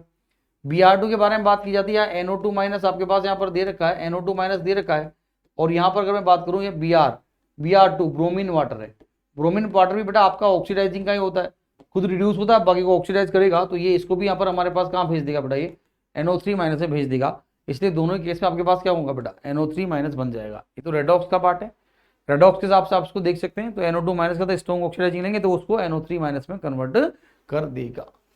ठीक है, क्लियर होगी बात। चलिए अगला पार्ट, ये आपके पास में सब लोग देख लें, यहां मैं लिख ही देता हूं अब तो, ये तो आपका एक्सपेक्टेड है ना, ये तो जेई में एडवांस में 2023 में आएगा, ये तो बहुत ही प्यारा सवाल है, बच्चों को देख के डर लग रहा, ओ ये क्या ऑर्गेनिक केमिस्ट्री कहां से आ गई, ये देखो आप, ये क्या ऑर्गेनिक केमिस्ट्री कहां से आ गई मेरे भाई।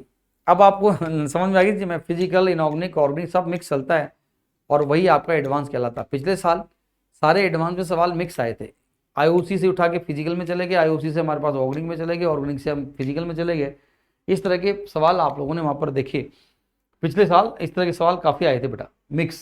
ये बहुत प्यारा सवाल है, इसको मैं किसी भी लेवल पे ले जा सकता हूँ।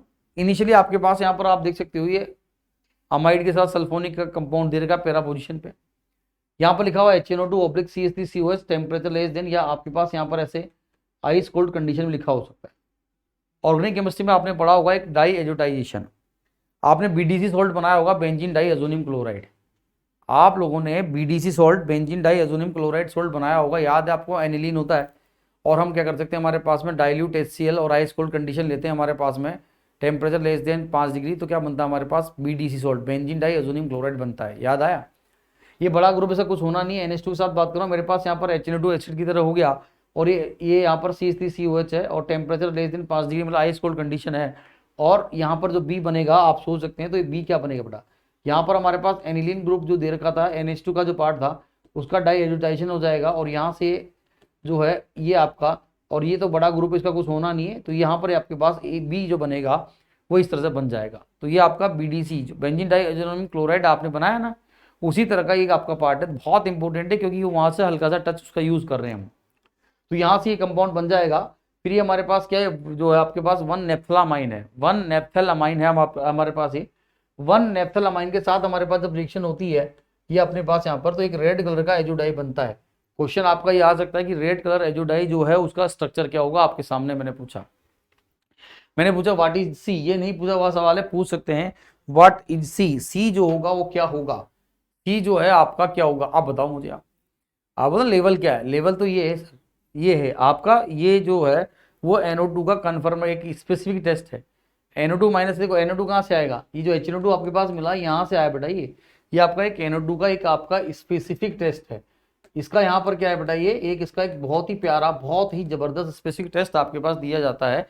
ये दे रखा है, इसको बोलते हैं हमारे पास में, ये आपका आएगा आपके पास गेरिस लोस्वे, ठीक है, गेरिस लोस्वे टेस्ट के नाम से इसको जाना जाता है। This is the very very very very important, सब लोग लगा लीजिएगा। गेरिस लोस्वे टेस्ट आपका जो रहेगा यहाँ पर ये होता है, ठीक है। तो ये जो कंपाउंड कैसे बनेगा, उस कंपाउंड के बारे में इनमें से आपको कंपाउंड ढूंढना है कि साहब कंपाउंड कैसे बनेगा, तो बहुत आसानी से आप कंपाउंड के बारे में बात कर सकते हैं। यहाँ पर आप इसके बारे में बात कर सकते हैं। देखो ये मैंने बनाया था, अभी इसको दोबारा बना देता हूँ। यहाँ कंपाउंड क्या बनेगा, देखो इधर ये जो इसके साथ रिएक्शन हुई, तो यहाँ पर क्या हो गया अपने पास, ये वाला पार्ट था, सॉरी बी जो बनाया आपने, वो बी आपने बनाया कि सर ये BDC टाइप हमारे पास, यहाँ पर देखो SO3H तो आपका बन ही जाना है। यहाँ पर आपके पास N डबल बॉन्ड N के साथ में अपने पास में जो भी यहाँ पर आप ये प्लस लगा सकते हैं, और साथ में यहाँ पर बताइए CH3COH सॉरी CH3CO माइनस, ये आपका बी कंपाउंड मैंने बनाया। 1-नेप्थेलामाइन आपके पास दे रखा है, 1-नेप्थेलामाइन के साथ जब रिएक्शन होगी वो ऊपर लिखी हुई है, 1-नेप्थेलामाइन की रिएक्शन बताता हूँ आपको, यहाँ पर सब लोग ध्यान दीजिएगा। ये आपका यहाँ पर ये H1-नेप्थेलामाइन आपके पास ये हो गया, यहाँ से ये हो गया, ये हो गया, ये हो गया ऐसा, और इसके ऊपर NH2। 1-नेप्थेलामाइन के साथ मैं बात करूंगा, इसकी रिएक्शन आपके पास यहाँ पर हो जाती है, सब बच्चे ध्यान दें। तो यहाँ से क्या होगा बताइए, यहाँ से मेरे पास में यू कैन सी हियर, यहाँ से मेरे पास ये CH3CO के साथ ये H का यहाँ से चला जाएगा, यहाँ से CH3CO चला से बाहर चला जाएगा। रिमेनिंग पार्ट आपका क्या बचेगा, देख सकते हो आप, SO3 के साथ ये N2 ग्रुप आ गया, यहाँ पर नेप्थेलामाइन के साथ ये NH2 लगा हुआ है। नाक की सीध में आप देख सकते हो, नाक की सीध मतलब समझ में आएगी बात।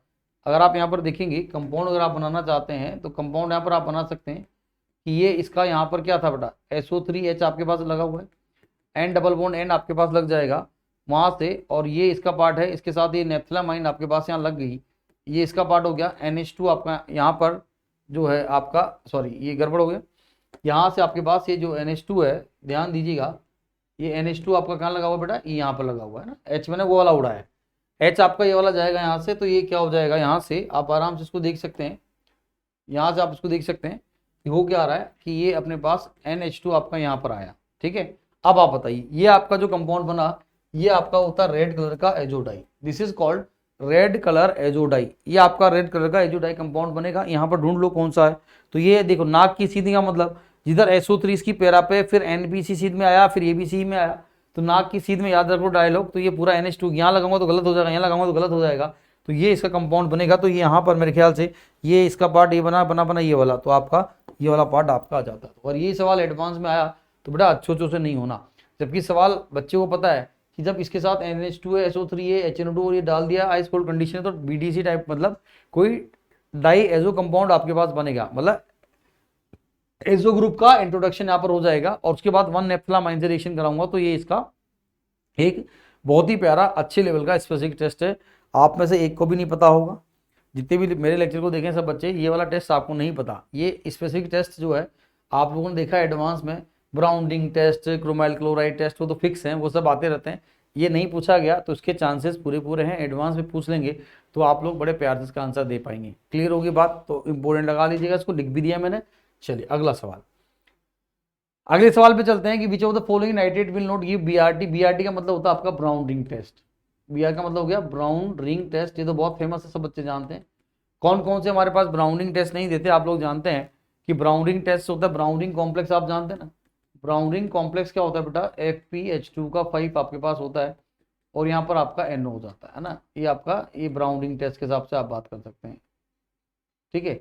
Fe हो गया आपके पास, यहाँ पर इसकी +1 ऑक्सीडेशन स्टेट होती है, तो उसके हिसाब से इसको आप बोल सकते हैं, है ना। ये सब लोग ध्यान दीजिएगा FeH2 का, और शायद यहाँ पर क्या हो रहा है, FeH2 का होल 5 हो गया, X जो है ये +1 में होता है, ये आपका +1 में है, तो यहाँ पर क्या करूँ, 2 +1 में हो जाएगा, तो Fe+1 हो जाएगा, नहीं Fe+3+2। चलिए ये आपका इसका पार्ट याद है आपको, ऐसे होता है ना, FeSO4 फ्रेशली प्रिपेयर्ड आप यहाँ पर लेते हो उसके साथ में, और ये आपके पास 5H2 हो जाता है, आपके पास NO हो जाता है, तो यहाँ से मिलके हमारे पास हम FeH2 का होल 5 NO, और यहाँ पर हम SO4 बना लेते हैं।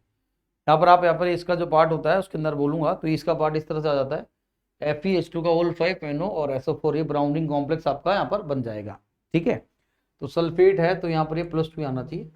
चलिए अगले पॉइंट पर बात करते हैं हम यहाँ पर। चलो, तो ये आपके पास ये वाला पार्ट हो गया। तो वाला ब्राउनिंग टेस्ट क्यों नहीं देखा बेटा, ब्राउनिंग टेस्ट जो होता है, ब्राउनिंग जो बनती है, यहाँ पर सब लोग ध्यान दें, ये ब्राउनिंग जो आपके पास में क्या होती है बेटा, ये ब्राउनिंग जो होती है आपके पास क्या होती है बेटा, ये अनस्टेबल नेचर की होती है। तो थोड़ा बहुत भी अगर टर्बुलेंस हुआ, तो ये रिंग क्या हो जाती है, डिस्ट्रॉय हो जाती है। और आप वो कभी जो टेस्ट में घुमा घुमा के देखते रहते हो ना, रिंग बनती नहीं कभी लैब में, अगर आप बना के देखेंगे तो बनेगी नहीं हमारे पास यहाँ पर। ठीक है भाई, तो अब क्या करें भाई, तो अभी यहाँ पर बात की जाती है, इसका अगला जो पॉइंट अपने पास आता है, तो यहाँ पर क्या होगा कि जो इन दोनों के केस में क्या होगा, जब इन दोनों केस में बेटा यहाँ पर हम जब ये ब्राउनिंग टेस्ट लगाते हैं हमारे पास में, मतलब नाइट्रेट के लिए बात की जाती है, तो आप क्या करते हो, कंसंट्रेटेड जो है, कंसंट्रेटेड आप यहाँ पर क्या यूज करते हो बेटा, कंसंट्रेटेड H2SO4 यूज करते हो। तो यहाँ पर लेड जो होता है +2 में होता है, तो क्या करता है वो PdSO4 है, PdSO4 का जो है PPT बना देता है। यहाँ पर बेरियम के अंदर बात करूंगा, यहाँ पर सब लोग ध्यान दीजिएगा, और बेरियम के अंदर भी बात करूंगा, तो बेरियम के अंदर भी हमारे पास क्या होता है बेटा, BaSO4 का PPT बन जाता है। और जब PPT बनता है हमारे पास में, तो PPT बनने की वजह से क्या होता है, टर्बुलेंस होता है। PPT बनने की वजह से क्या होता है, टर्बुलेंस होता है, और टर्बुलेंस होता है तो क्या ब्राउनिंग को बनने में हेल्प नहीं करता, ब्राउनिंग नहीं बनने देता है। तो कभी भी ब्राउनिंग टेस्ट लगाते समय ध्यान देने वाली बात है कि सॉल्यूशन में किसी भी तरह का कोई भी टर्बुलेंस पैदा नहीं होना चाहिए, किसी भी तरह का कोई भी टर्बुलेंस नहीं होना चाहिए। टर्बुलेंस अगर होगा तो ब्राउनिंग नहीं बनेगी। तो यहाँ पर बोला कि नाइट्रेट विल नॉट, ये BRT ये दे देंगे, दोनों कोई दिक्कत नहीं है। ये और ये PD और BA जो होगा वो आपका जो है ब्राउनिंग टेस्ट नहीं देता है। ठीक है, चलिए आगे बढ़ते हैं। ये एक आपका एक पैराग्राफ दे दिया मैंने, क्वेश्चन 1 2 3, Na आपको दे रखा है, Na तो सोडियम हो गया आपका, कोई anion आपके पास दे रखा है, Zn प्लस डाइल्यूट H2SO4, एक X गैस निकलती है, और NaOH हो गया आपके पास, यहाँ H2 हो गया। एल्कलाइन सॉल्यूशन ये आपका जेई मेन में इस बार आया था, आप समझ ही गए होंगे हमारे पास में। तो यहाँ पर हमारे पास इसके बारे में ब्राउन PPT बोला, व्हाइट फ्यूम्स निकल रही है। आपसे सब क्वेश्चन नंबर 1 पूछा, what is X gas, N2 NO2 NH3 या NO, ये आपसे यहाँ पर पूछा गया है। तो आप सब लोग ध्यान दीजिएगा, सब लोग यहाँ पर व्हाट इज दिस गैस, तो यहाँ पर आप ध्यान दें कि इसमें बोलूँ कि जिंक प्लस डाइल्यूट H2SO4। मैंने हाइड्रोजन में पढ़ाया था आपको कि ये प्रिपरेशन ऑफ क्या होता है बेटा, लैब प्रिपरेशन ऑफ हाइड्रोजन होती है। यहाँ पर मैं किसी रिएक्शन में यूज करूंगा तो उस हाइड्रोजन को मैं as nascent hydrogen use करूंगा, जो कि एक बहुत अच्छा हमारे पास क्या हो जाएगा बेटा, गुड, ये आपका गुड रिड्यूसिंग एजेंट की तरह काम करेगा। किसकी तरह काम करेगा बेटा, गुड रिड्यूसिंग एजेंट की तरह हमारे पास ये क्या करेगा, काम करेगा। तो यहाँ पर आप ध्यान दीजिएगा कि ये Na- है, तो ये A- के हिसाब से बात करूँ तो यहाँ पर मैं NO2- ले सकता हूँ। क्यों ले सकता हूँ, क्योंकि ये मेरे पास यहाँ पर NO2- के साथ इसको यूज करते हैं, तो ये क्या होता है आपके पास यहाँ पर बेटा अमोनिया गैस निकल जाती है। और एल्कलाइन सॉल्यूशन ऑफ K2HgI4 जो होता है उसके बारे में बात करूंगा, इसको आप क्या बोल सकते हो बेटा, नेस्लर्स रिएजेंट।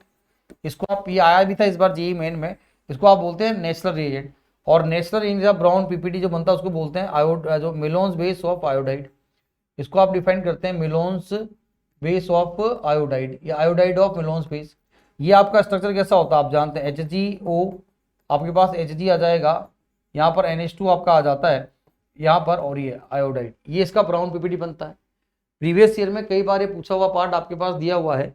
और यहाँ पर आप जान अमोनिया गैस से HCl के साथ व्हाइट फ्यूम्स बनाना होगा, तो आपके पास वो NH4Cl की बन जाएगी, अरे बनेगा। तो डायरेक्टली कई बार इस तरह का जब एडवांस सवाल आता है तो आपको यहाँ पर इन चीज़ों से हिंट मिलता है कि कई बार बच्चा पढ़ चुका नेशनल रीजेंट है, तो डेफिनेटली यहाँ अमोनिया गैस होगी, अमोनिया गैस होगी तो यहाँ पर NO2- होगा या NO3- होगा। बच्चा बोल सकता है सब NO2- भी तो हो सकता है, और यहाँ पर मेरे पास NO3 भी हो सकता है, कोई टेंशन नहीं, दोनों हो सकते हैं, इसमें कोई इशू नहीं है हमारे पास में। ठीक है, चलिए, तो अपने पास पूछा गया था सवाल, क्या है अपने पास सवाल, यहाँ पर देख सकते हो कि what is the x gas. X gas जो होगी आपके पास वो क्या हो जाएगी बेटा, यहाँ पर ये अमोनिया है ना, ये जो एक्स गैस है ये आपके पास क्या है, अमोनिया गैस हो जाएगी आपके पास, तो एक्स गैस हो गया।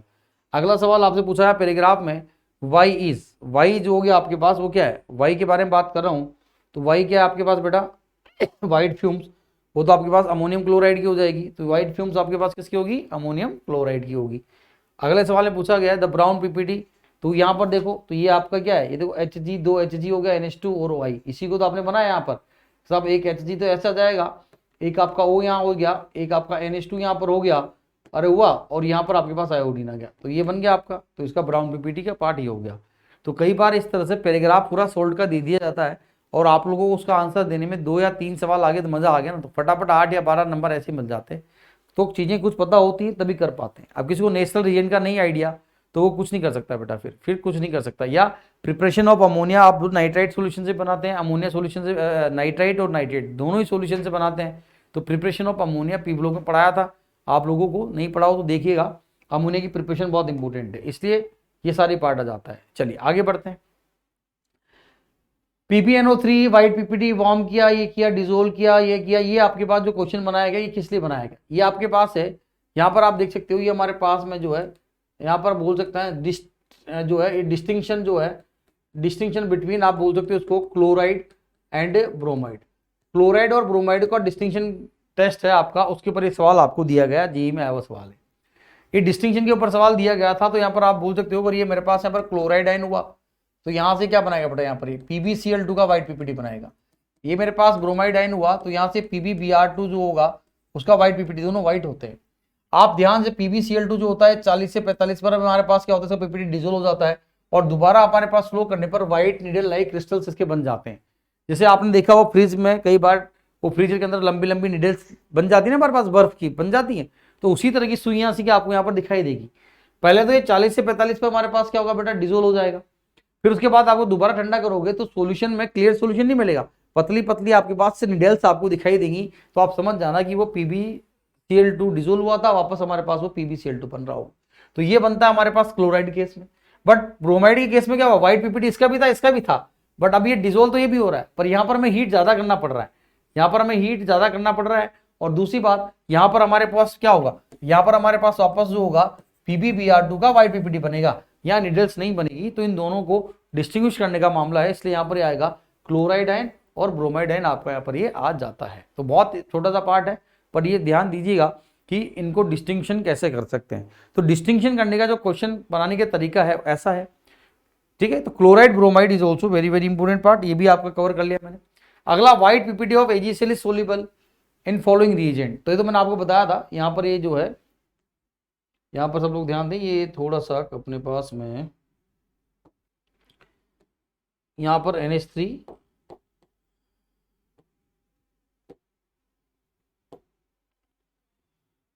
ये आपका NH3 सोल्यूबल, AgCl का जो पीपीटी वाइट होता है आपके पास में लिखा हुआ है आपके पास यहाँ पर, इसको आप बोल रहे हैं ये अमोनिया सोल्यूशन बताया था मैंने सोल्यूबल होगा, तो क्या बनाएगा बताओ, ये आपके पास अमोनिया सोल्यूशन में याद आया, all silver salts are soluble in ammonia solution except Ag2S और Agi, तो ये सोल्यूबल हो जाएगा बेटा। यहाँ पर बात करूंगा तो यहाँ पर क्या बना देगा, AgH2O3 के साथ माइनस, ये भी सोल्यूबल हो जाएगा।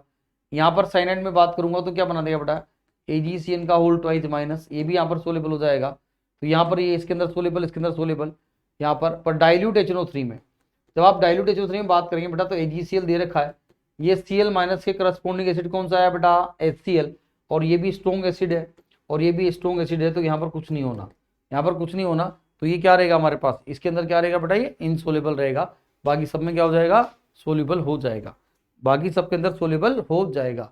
तो बोला white PPT of AgCl is soluble in following reagent, इसमें सोल्यूबल हुआ, इसमें सोल्यूबल हुआ, इसमें सोल्यूबल हुआ, और बाकी इसमें सोल्यूबल नहीं होगा, ठीक है।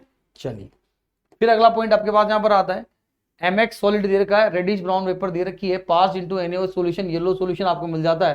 फर्दर चाहे तो यहाँ पर आप बोल सकते हो कि साहब इसके अंदर हमारे पास लेट नाइट, इसके अंदर हम जो है फर्दर, सॉरी अगर आप चाहें तो फर्दर इसके अंदर हमारे पास हम क्या कर सकते हैं, यहाँ पर अगर आप चाहें इसके अंदर ये जो पार्ट दे रखा है इसमें आप चाहें तो लेड एसीटेट भी डाल सकते हैं, इसके अंदर अगर आप लेड एसिटेट डाल देंगे बेटा यहाँ पर, तो आपके पास क्या हो जाएगा, यहाँ पर येलो प्रेसिपिटेट आपका आ जाता है। ये भी एक बड़ी इंपॉर्टेंट रिएक्शन है, बहुत इंपॉर्टेंट रिएक्शन है भी हमारे पास में, ध्यान से सुनिएगा। ये जो आपको दे रखा है आपका क्या है, एक तरह का क्रोमाइल क्लोराइड टेस्ट के ऊपर क्वेश्चन आपका है। ये आपका क्या है बेटा, ये क्रोमाइल क्लोराइड, ध्यान से सुनिएगा, क्रोमाइल क्लोराइड टेस्ट है, ये आपको यहाँ पर दिया हुआ है। This is the chromyl chloride test, ये आपका क्रोमाइल क्लोराइड टेस्ट है। तो यहाँ पर अपने पास एक क्लोराइड का एक स्पेसिफिक टेस्ट होता है, आप जानते हैं। तो ये मेरे पास यहाँ पर जो इसके अंदर कोई भी आपके पास क्लोराइड आयन हो सकता है। ये रेडिश ब्राउन वेपर्स आपके पास CrO2 Cl2 की बन सकती है। NaOH सोल्यूशन में अगर आप पास करते हो उसको, यहाँ पर हमारे पास में NaOH सोल्यूशन में पास करते हैं तो बेटा ये Na2CrO4 आपका बना देता है। और जब आप इसके अंदर लेड एसिटेट डाल देते हैं तो ये PbCrO4 का यहाँ पर एक येलो PPT बना देता है। तो इसको पता करने का तरीका यही है। रेडिश ब्राउन पेपर तो आपके पास, ध्यान सुनिएगा, ये सारे रिएजेंट अगर आप देते हैं तो Br- के साथ से बात करूं तो Br2 भी तो आपका रेडिश ब्राउन या ब्राउन हो सकता है, अरे हो सकता है। परंतु ध्यान दीजिएगा कि Br2 को अगर आप यहाँ पर फर्दर जब NaOH सोल्यूशन में पास करते तो NaOH सोल्यूशन आपके पास करो, ये डिपेंड करता है। अगर आपने यहाँ पर इसको हॉट एंड कंसंट्रेट ले लिया होता, यहाँ पर ले लिया होता, तो आप जानते हो डिसप्रपोर्शनेट रिएक्शन होती है। तो यहाँ पर क्या बना देता आपके पास, यहाँ पर ये बन जाता Br- एंड ये बन जाता आपका BrO3-। और ये तो आपके पास क्या होता है बेटा, ये आपके पास क्या होता है, यहाँ पर एक कलरलेस सॉल्यूशन होता है। इसलिए रेडिश ब्राउन तो हमारे पास यहाँ पर जो बोलूंगा, ये क्रोमाइल क्लोराइड की वेपर भी होती है रेडिश ब्राउन, ये भी आपका रेडिश ब्राउन है, और Br2 भी रेडिश ब्राउन होता है। परंतु आगे की जो इन्फॉर्मेशन दे रखी है आपको, वो इन्फॉर्मेशन ये बताती है कि ये जो ब्राउन वेपर होगी उसके हिसाब से यहाँ पर क्लोराइड आयन होना चाहिए, ब्रोमाइड आयन नहीं होना चाहिए। तो ये इसलिए आपका आंसर क्या है यहाँ पर बेटा, chloride ion will be your answer. ठीक है, तो ये बहुत क्रोमाइल क्लोराइड का बहुत अच्छा टेस्ट था। Layer test can be performed by which of the following anion. Layer test आप लोग जानते हैं हमारे पास में, लेयर टेस्ट जो होता है वो किसके लिए लगाते हैं बेटा, एक तो Br- के लिए लगाते हैं और एक हम लगाते हैं बेटा I- के लिए। यहाँ पर आप इसका रीजेंट कौन सा यूज करते हो, क्लोरीन वाटर आप यूज करते हो। क्लोरीन जो होता है NCERT में रिएक्शन भी दे रखी है इसकी, आपको पता होगा कि यहाँ पर ध्यान दें, ये वाला पार्ट आया, ये वाला पार्ट आया, क्लोरीन जो होगा इन दोनों को ऑक्सीडाइज कर देगा। तो यहाँ पर मेरे पास क्या होता है, एक ऑर्गेनिक सॉल्वेंट को आपको यूज करना पड़ता है क्योंकि लेयर तभी बनेगी। तो ऑर्गेनिक सॉल्वेंट आप यूज कर सकते हैं, CCl4 यूज कर सकते हो, CSCl3 यूज कर सकते हो। तो यहाँ पर अपने पास क्या होता है, Br के केस में बात करूंगा तो मेरे पास यहाँ पर आप बोल सकते हैं इसके बेटवा ऑरेंज रेड लेयर आपके पास यहाँ पर जो है बन जाती है। और Cl के केस में अगर बात कर सकते हैं तो यहाँ पर क्या होता है बेटा, यहाँ पर ये वॉयलेट लेयर आपके पास बन जाएगी। ठीक है, ये थोड़ा ध्यान से दीजिएगा। पर अगर आपने यहाँ पर इस I- के साथ में अगर एक्सिस जो है क्लोरीन वाटर आपने यूज कर दिया तो फिर लेयर नहीं बनती बेटा। तो फिर मेरे पास यहाँ पर HiO3 + HCl बन जाता है। ये प्रीवियस ईयर में क्वेश्चन पूछा गया है। अगर हमारे पास I- के साथ क्लोरीन वाटर आपने एक्सिस में ले लिया तो फिर बेटा वो लेयर नहीं बनती, लेयर की जगह फिर HiO3 + HCl बन जाता है। ठीक है, तो लेयर टेस्ट जो परफॉर्म होता है किसके लिए होता है बेटा, ब्रोमाइड और आयोडाइड के लिए हम परफॉर्म करके देखते हैं। टेस्ट कैसा होता है ये भी हमने यहाँ पर देख लिया। अगर आप ध्यान दें, अगर टेस्ट परफॉर्म करना भी चाह रहे थे आप तो ये इसका टेस्ट हो गया, ब्रोमीन के लिए हो गया, और ये वाला पार्ट आपका क्या हो गया बेटा, आयोडीन के लिए हो गया। और ये इसका स्पेशल कंडीशन भी यहाँ पर आपके पास मैंने बता दी। ठीक है, उसी तरह access amount of chlorine water Br के साथ ले लेते हैं तो यहाँ पर फिर BrCl बन जाता है येलो कलर का। ओके, चलो अगला सवाल, I- + Cl water CCl4 organic solvent हो गया, CCl4 जेड होगा, एक्सेस अमाउंट में ले लिया। तो अभी बताया था मैंने आपको I- के साथ क्या बनाएगा हमारे पास, ये बताया मैंने, जेड HiO, आपका यहाँ पर क्या बनेगा बेटा, HiO3 बन जाएगा, हाइड्रो आयोडिक एसिड बन जाएगा। Okay, which of the following will not give the chromyl chloride test. ये बड़ा इंपॉर्टेंट पार्ट है, ये सवाल JEE एडवांस में प्रीवियस ईयर में ये वाला पार्ट कई बार PYQs के साथ बात करो, प्रीवियस ईयर बहुत बार पूछा गया है। यहाँ पर ध्यान दीजिए, विच of the following will not give, कौन सा नहीं देगा। आपके पास ये भी नहीं देता है, ये आपके पास यहाँ पर बात करेंगे, यहाँ पर ये भी नहीं देगा, ये भी नहीं देगा, ये भी नहीं देगा, सारे सारे हमारे पास नहीं देते। क्यों नहीं देते बेटा हमारे पास में, यहाँ पर ये क्यों नहीं देंगे हमारे पास, बोल सकते हैं ड्यू टू, पहला रीजन आएगा due to low degree of ionisation. ये जितने भी दे रखे हमारे पास इनका डिग्री ऑफ आयोनाइजेशन कम होता है। और दूसरा हमारे पास बोल सकते हैं due to more covalent, due to more जो आपको कह रहा है covalent in nature, due to more covalent nature, उससे क्या होगा, लो डिग्री ऑफ आयोनाइजेशन होगा बेटा यहाँ पर हमारे पास में। तो क्रोमाइल क्लोराइड टेस्ट देने किसका होता है बेटा, क्लोराइड आयन के लिए होता है। तो आपके पास क्या होगा, ये सारे सारे हमारे पास इनका डिग्री ऑफ आयोनाइजेशन कम है तो इनसे Cl- उतना अच्छी तरह से नहीं मिलेगा कि हम टेस्ट परफॉर्म कर पाए। किसी भी आयन को परफॉर्म करने के लिए हमें क्या चाहिए होता है, किसी भी आयन को परफॉर्म करने के लिए हमारे पास उसका एक सफिशिएंट अमाउंट तो हमारे पास होना चाहिए। अब सफिशिएंट अमाउंट नहीं है तो बेटा उसका टेस्ट परफॉर्म ही नहीं होगा, ऑब्जर्वेशन ढंग से नहीं आएगा ना, क्योंकि हम तो एक एक्सपेरिमेंटल फैक्ट के बारे में बात कर रहे हैं। इसीलिए ये बहुत अच्छा पार्ट है, इंटीजर में भी दे सकता है, एमसीक्यू में भी दे सकता है, सिंगल चॉइस में भी दे सकता है। तो बोला which of the following will not give chromyl chloride test, ये नहीं देंगे। क्यों नहीं देंगे, रीजन आपके सामने बताया कि कौन कौन क्रोमाइल क्लोराइड टेस्ट नहीं दे सकते, जिनका डिग्री ऑफ आयोनाइजेशन सोल्ट्स का कम हो, जहां से हमें क्लोराइड आयन मिल रहा है, या जो कोवेलेंट नेचर के ज्यादा होंगे वो क्रोमाइल क्लोराइड टेस्ट परफॉर्म नहीं करते हैं। Very very very important part, ध्यान से सुन लीजिएगा, काम की चीज है बहुत। तो ये इसका पार्ट यहाँ पर इस तरह से आ जाता है।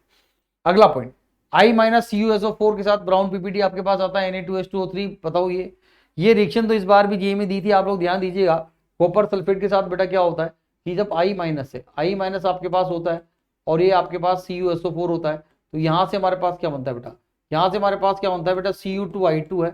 Cu2I2 जो होता है उसका व्हाइट पीपीटी बनता है, उसका व्हाइट पीपीटी बनता है, पर साथ में आपके पास I3 माइनस। क्यों, क्योंकि हमारे पास I माइनस से अगर आप ध्यान दीजिएगा I2 भी बनता है, और I2 वाला पार्ट I माइनस साथ मिलके और I3 माइनस सोल्यूशन बना देता है, और I3 माइनस सोल्यूशन में क्या होता है, ब्राउन कलर का होता है।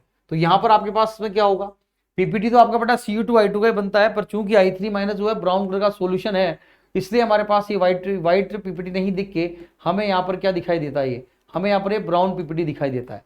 फिर अगला स्टेप आपके पास यहाँ पर ये आता है कि आपने यहाँ पर इसके अंदर हाइपो सोल्यूशन डाल दिया, आपने इसके अंदर क्या डाल दिया बेटा, Na2H2O3 डाल दिया, और Na2H2O3 वो क्या करता है, वो I2 एब्जॉर्ब करेगा, ये एब्जॉर्ब I2 गैस, ये I2 गैस को एब्जॉर्ब करेगा यहाँ से। तो अब आपके पास क्या हो जाएगा, ये Cu2I2 तो YT था बेटा, और I3 माइनस I2 और I माइनस से मिलकर बना था, तो I2 को ये एब्जॉर्ब करने के बाद अब क्या बच जाएगा यहाँ पर I माइनस, और I माइनस तो आपका कलरलेस होता है, और ये वाला पार्ट अब आपको क्या मिल जाएगा बेटा, यहाँ पर ये व्हाइट मिल जाएगा। आगे बात समझ में। तो बोला कि यहाँ पर choose the correct, A and B both are same, क्या A और B व्हाइट पीपीटी और ब्राउन पीपीटी, ये है तो व्हाइट ही हमारे पास, पर I3 सॉल्यूशन के अंदर है इसलिए मैं यहाँ पर ब्राउन दिख रहा है। तो बेसिकली ये है तो हमारे पास Cu2I2, और बाद में बोला A and B both are different, नहीं, A एंड B दोनों के दोनों सेम है आपके पास। A आपका Cu2I2 है और B आपका भी क्या है, Cu2I2 ही आपका रहेगा। ठीक है, पर तरीका क्या है, क्वेश्चन समझ में आई बात। ये तो बहुत इंपॉर्टेंट है, प्रीवियस ईयर में 50 बार आ चुका, आता ही रहता है। ये इस बार भी एडवांस में आपको दिया गया था इसके बारे में समथिंग कुछ कुछ पार्ट, तो ये आप उसका और ध्यान दें। तो मैंने आपको प्रीवियस के सवाल भी आपके पास ले लिए इस तरह। F solid constant H2SO4 sent, this is also very very important part.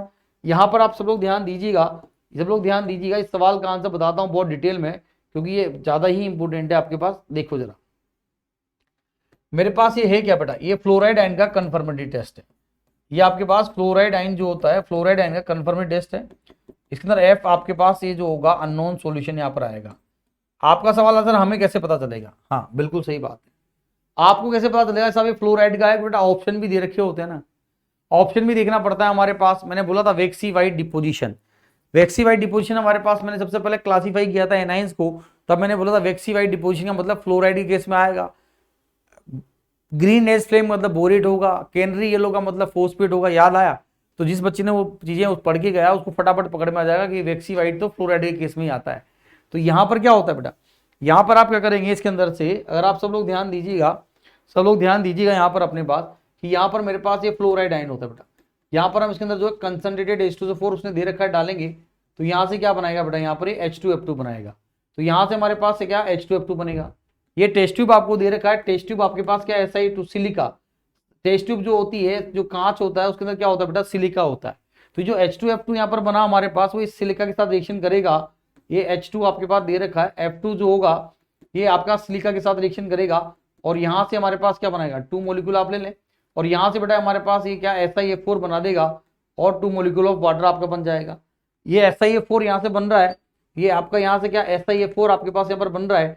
अब आप इस टेस्ट ट्यूब के माउथ पर, अगर यहाँ पर हमारे पास एक जो टेस्ट ट्यूब के माउथ पर अगर आप यहाँ पर वाटर से मोशनड ग्लास रोड, यहाँ पर अगर आप बात की जाती है, ये आपके पास यहाँ पर एक मोशनड ग्लास रोड मतलब पानी से भीगी हुई रोड लेके जाएंगे, तो इसके ऊपर हमारे पास क्या हो जाएगा बेटा, इसके ऊपर हमारे पास ये क्या हो जाएगा, ये वैक्सी वाइट डिपोजिशन इसके ऊपर आ जाता है। तो ये कैसे आता है आप लोगों ने पढ़ा होगा, याद करो, केमिकल बॉन्डिंग में हमने हाइड्रोलिसिस किया था, आपने किया होगा SiF4, SiF4 के पास मैं वाटर लेता हूँ, वाटर के साथ बात करते हैं तो पहले हम बना देते हैं बेटा SiOH का होल 4 बना देते हैं और 4HF बना देते हैं। बट क्या होता है कि जो SiF4 होता है वो आपका क्या करता है 2HF के साथ रिएक्शन करके कॉम्प्लेक्स बना देता है, H2SiF6 बना देता है। अगर यहाँ पर ये 2 मोलिक्यूल ले लें, इसको 4 कर दें तो 2 बना दूंगा। और फाइनली अगर आप बात करते हैं तो फाइनली आपके पास जो रिएक्शन बनती है, फाइनली जो आपके पास यहाँ पर रिएक्शन बनती है वो क्या बनी आपके पास बताओ, 3 मोलिक्यूल ऑफ SiF4 और यहाँ पर आपके पास क्या HF, तो HF से कैंसिल आउट हो जाएगा, 4 मोलिक्यूल ऑफ वाटर हो जाएगा आपके पास में बेटा। और ये आपका SiOH का होल 4 प्लस 2H2, बहुत इंपॉर्टेंट रिएक्शन है ये। हाइड्रोलिसिस ऑफ SiF4 जो होता है वो पार्शियली हाइड्रोलाइज होता है। ये सवाल पूछा गया है कि क्या SiF4 पार्शियली हाइड्रोलाइज होता है क्या? बिल्कुल होता है। मैंने बताया था आपको SiF4 नॉर्मल रिएक्शन होगी, इसकी रेट यहाँ पर R1 है, इसकी रेट R2, यहाँ कॉम्प्लेक्स बन रहा है, यहाँ पर आपके पास कॉम्प्लेक्स बन रहा है। आज ही मैंने सिखाया आप लोगों को कि अगर कहीं कॉम्प्लेक्स है तो rate of formation of complex is much much greater than normal compound formation. इसलिए मेरे पास यहाँ पर क्या होगा, इसका पार्शियल हाइड्रोलाइज हुआ, 3 SiF4 में एक ही SiOH का होल 4 गया, ये आपका होता है सैलिसिस एसिड। ये आपका क्या होता है बेटा, इसको बोलते हैं सैलिसिस एसिड। ये सैलिसिस एसिड आपका बनेगा और यहाँ पर एक कॉम्प्लेक्स बन जाएगा। तो यहाँ पर क्या हो रहा है आपके पास में, जो वैक्सीफाइड डिपोजिशन आता है वो किसकी वजह से आता है बेटा, वो आपका H4SiO4 के बनने की वजह आता है, सैलिसिस एसिड की वजह से होता है, कॉम्प्लेक्स की वजह से नहीं होता। तो ये आपका, और यहाँ पर ध्यान दीजिएगा, यहाँ पर सब बच्चे ध्यान दीजिएगा, बहुत जबरदस्त पार्ट है। ये जो रिएक्शन आपके सामने यहाँ पर लिखी हुई है, ये जो रिएक्शन आपके पास यहाँ पर लिखी हुई है, ये जो रिएक्शन मैंने जो लिखी है इसको आप ध्यान दें, इसको बोलते हैं हमारे पास ईचिंग ऑफ ग्लास। ये आपके पास ये जो रिएक्शन इसको बोला जाता है बेटा itching of glass. Itching of glass का मतलब होता है बेटा कोरोजन। ग्लास भी कोरोड होता है, आपने देखा होगा, एक तो सिंपल पारदर्शी ग्लास होते हैं और कई बार आपने देखा ग्लासेस के ऊपर कुछ लाइंस बनी होती हैं, वो ब्लर सी हो जाती हैं, कुछ पार्ट दिखता है फिर ब्लर हो गया फिर दिखा, तो वो क्या कोरोसिव एक्शन ऑफ ग्लास जो होता है उसको बोलते हैं बेटा ईचिंग ऑफ ग्लास।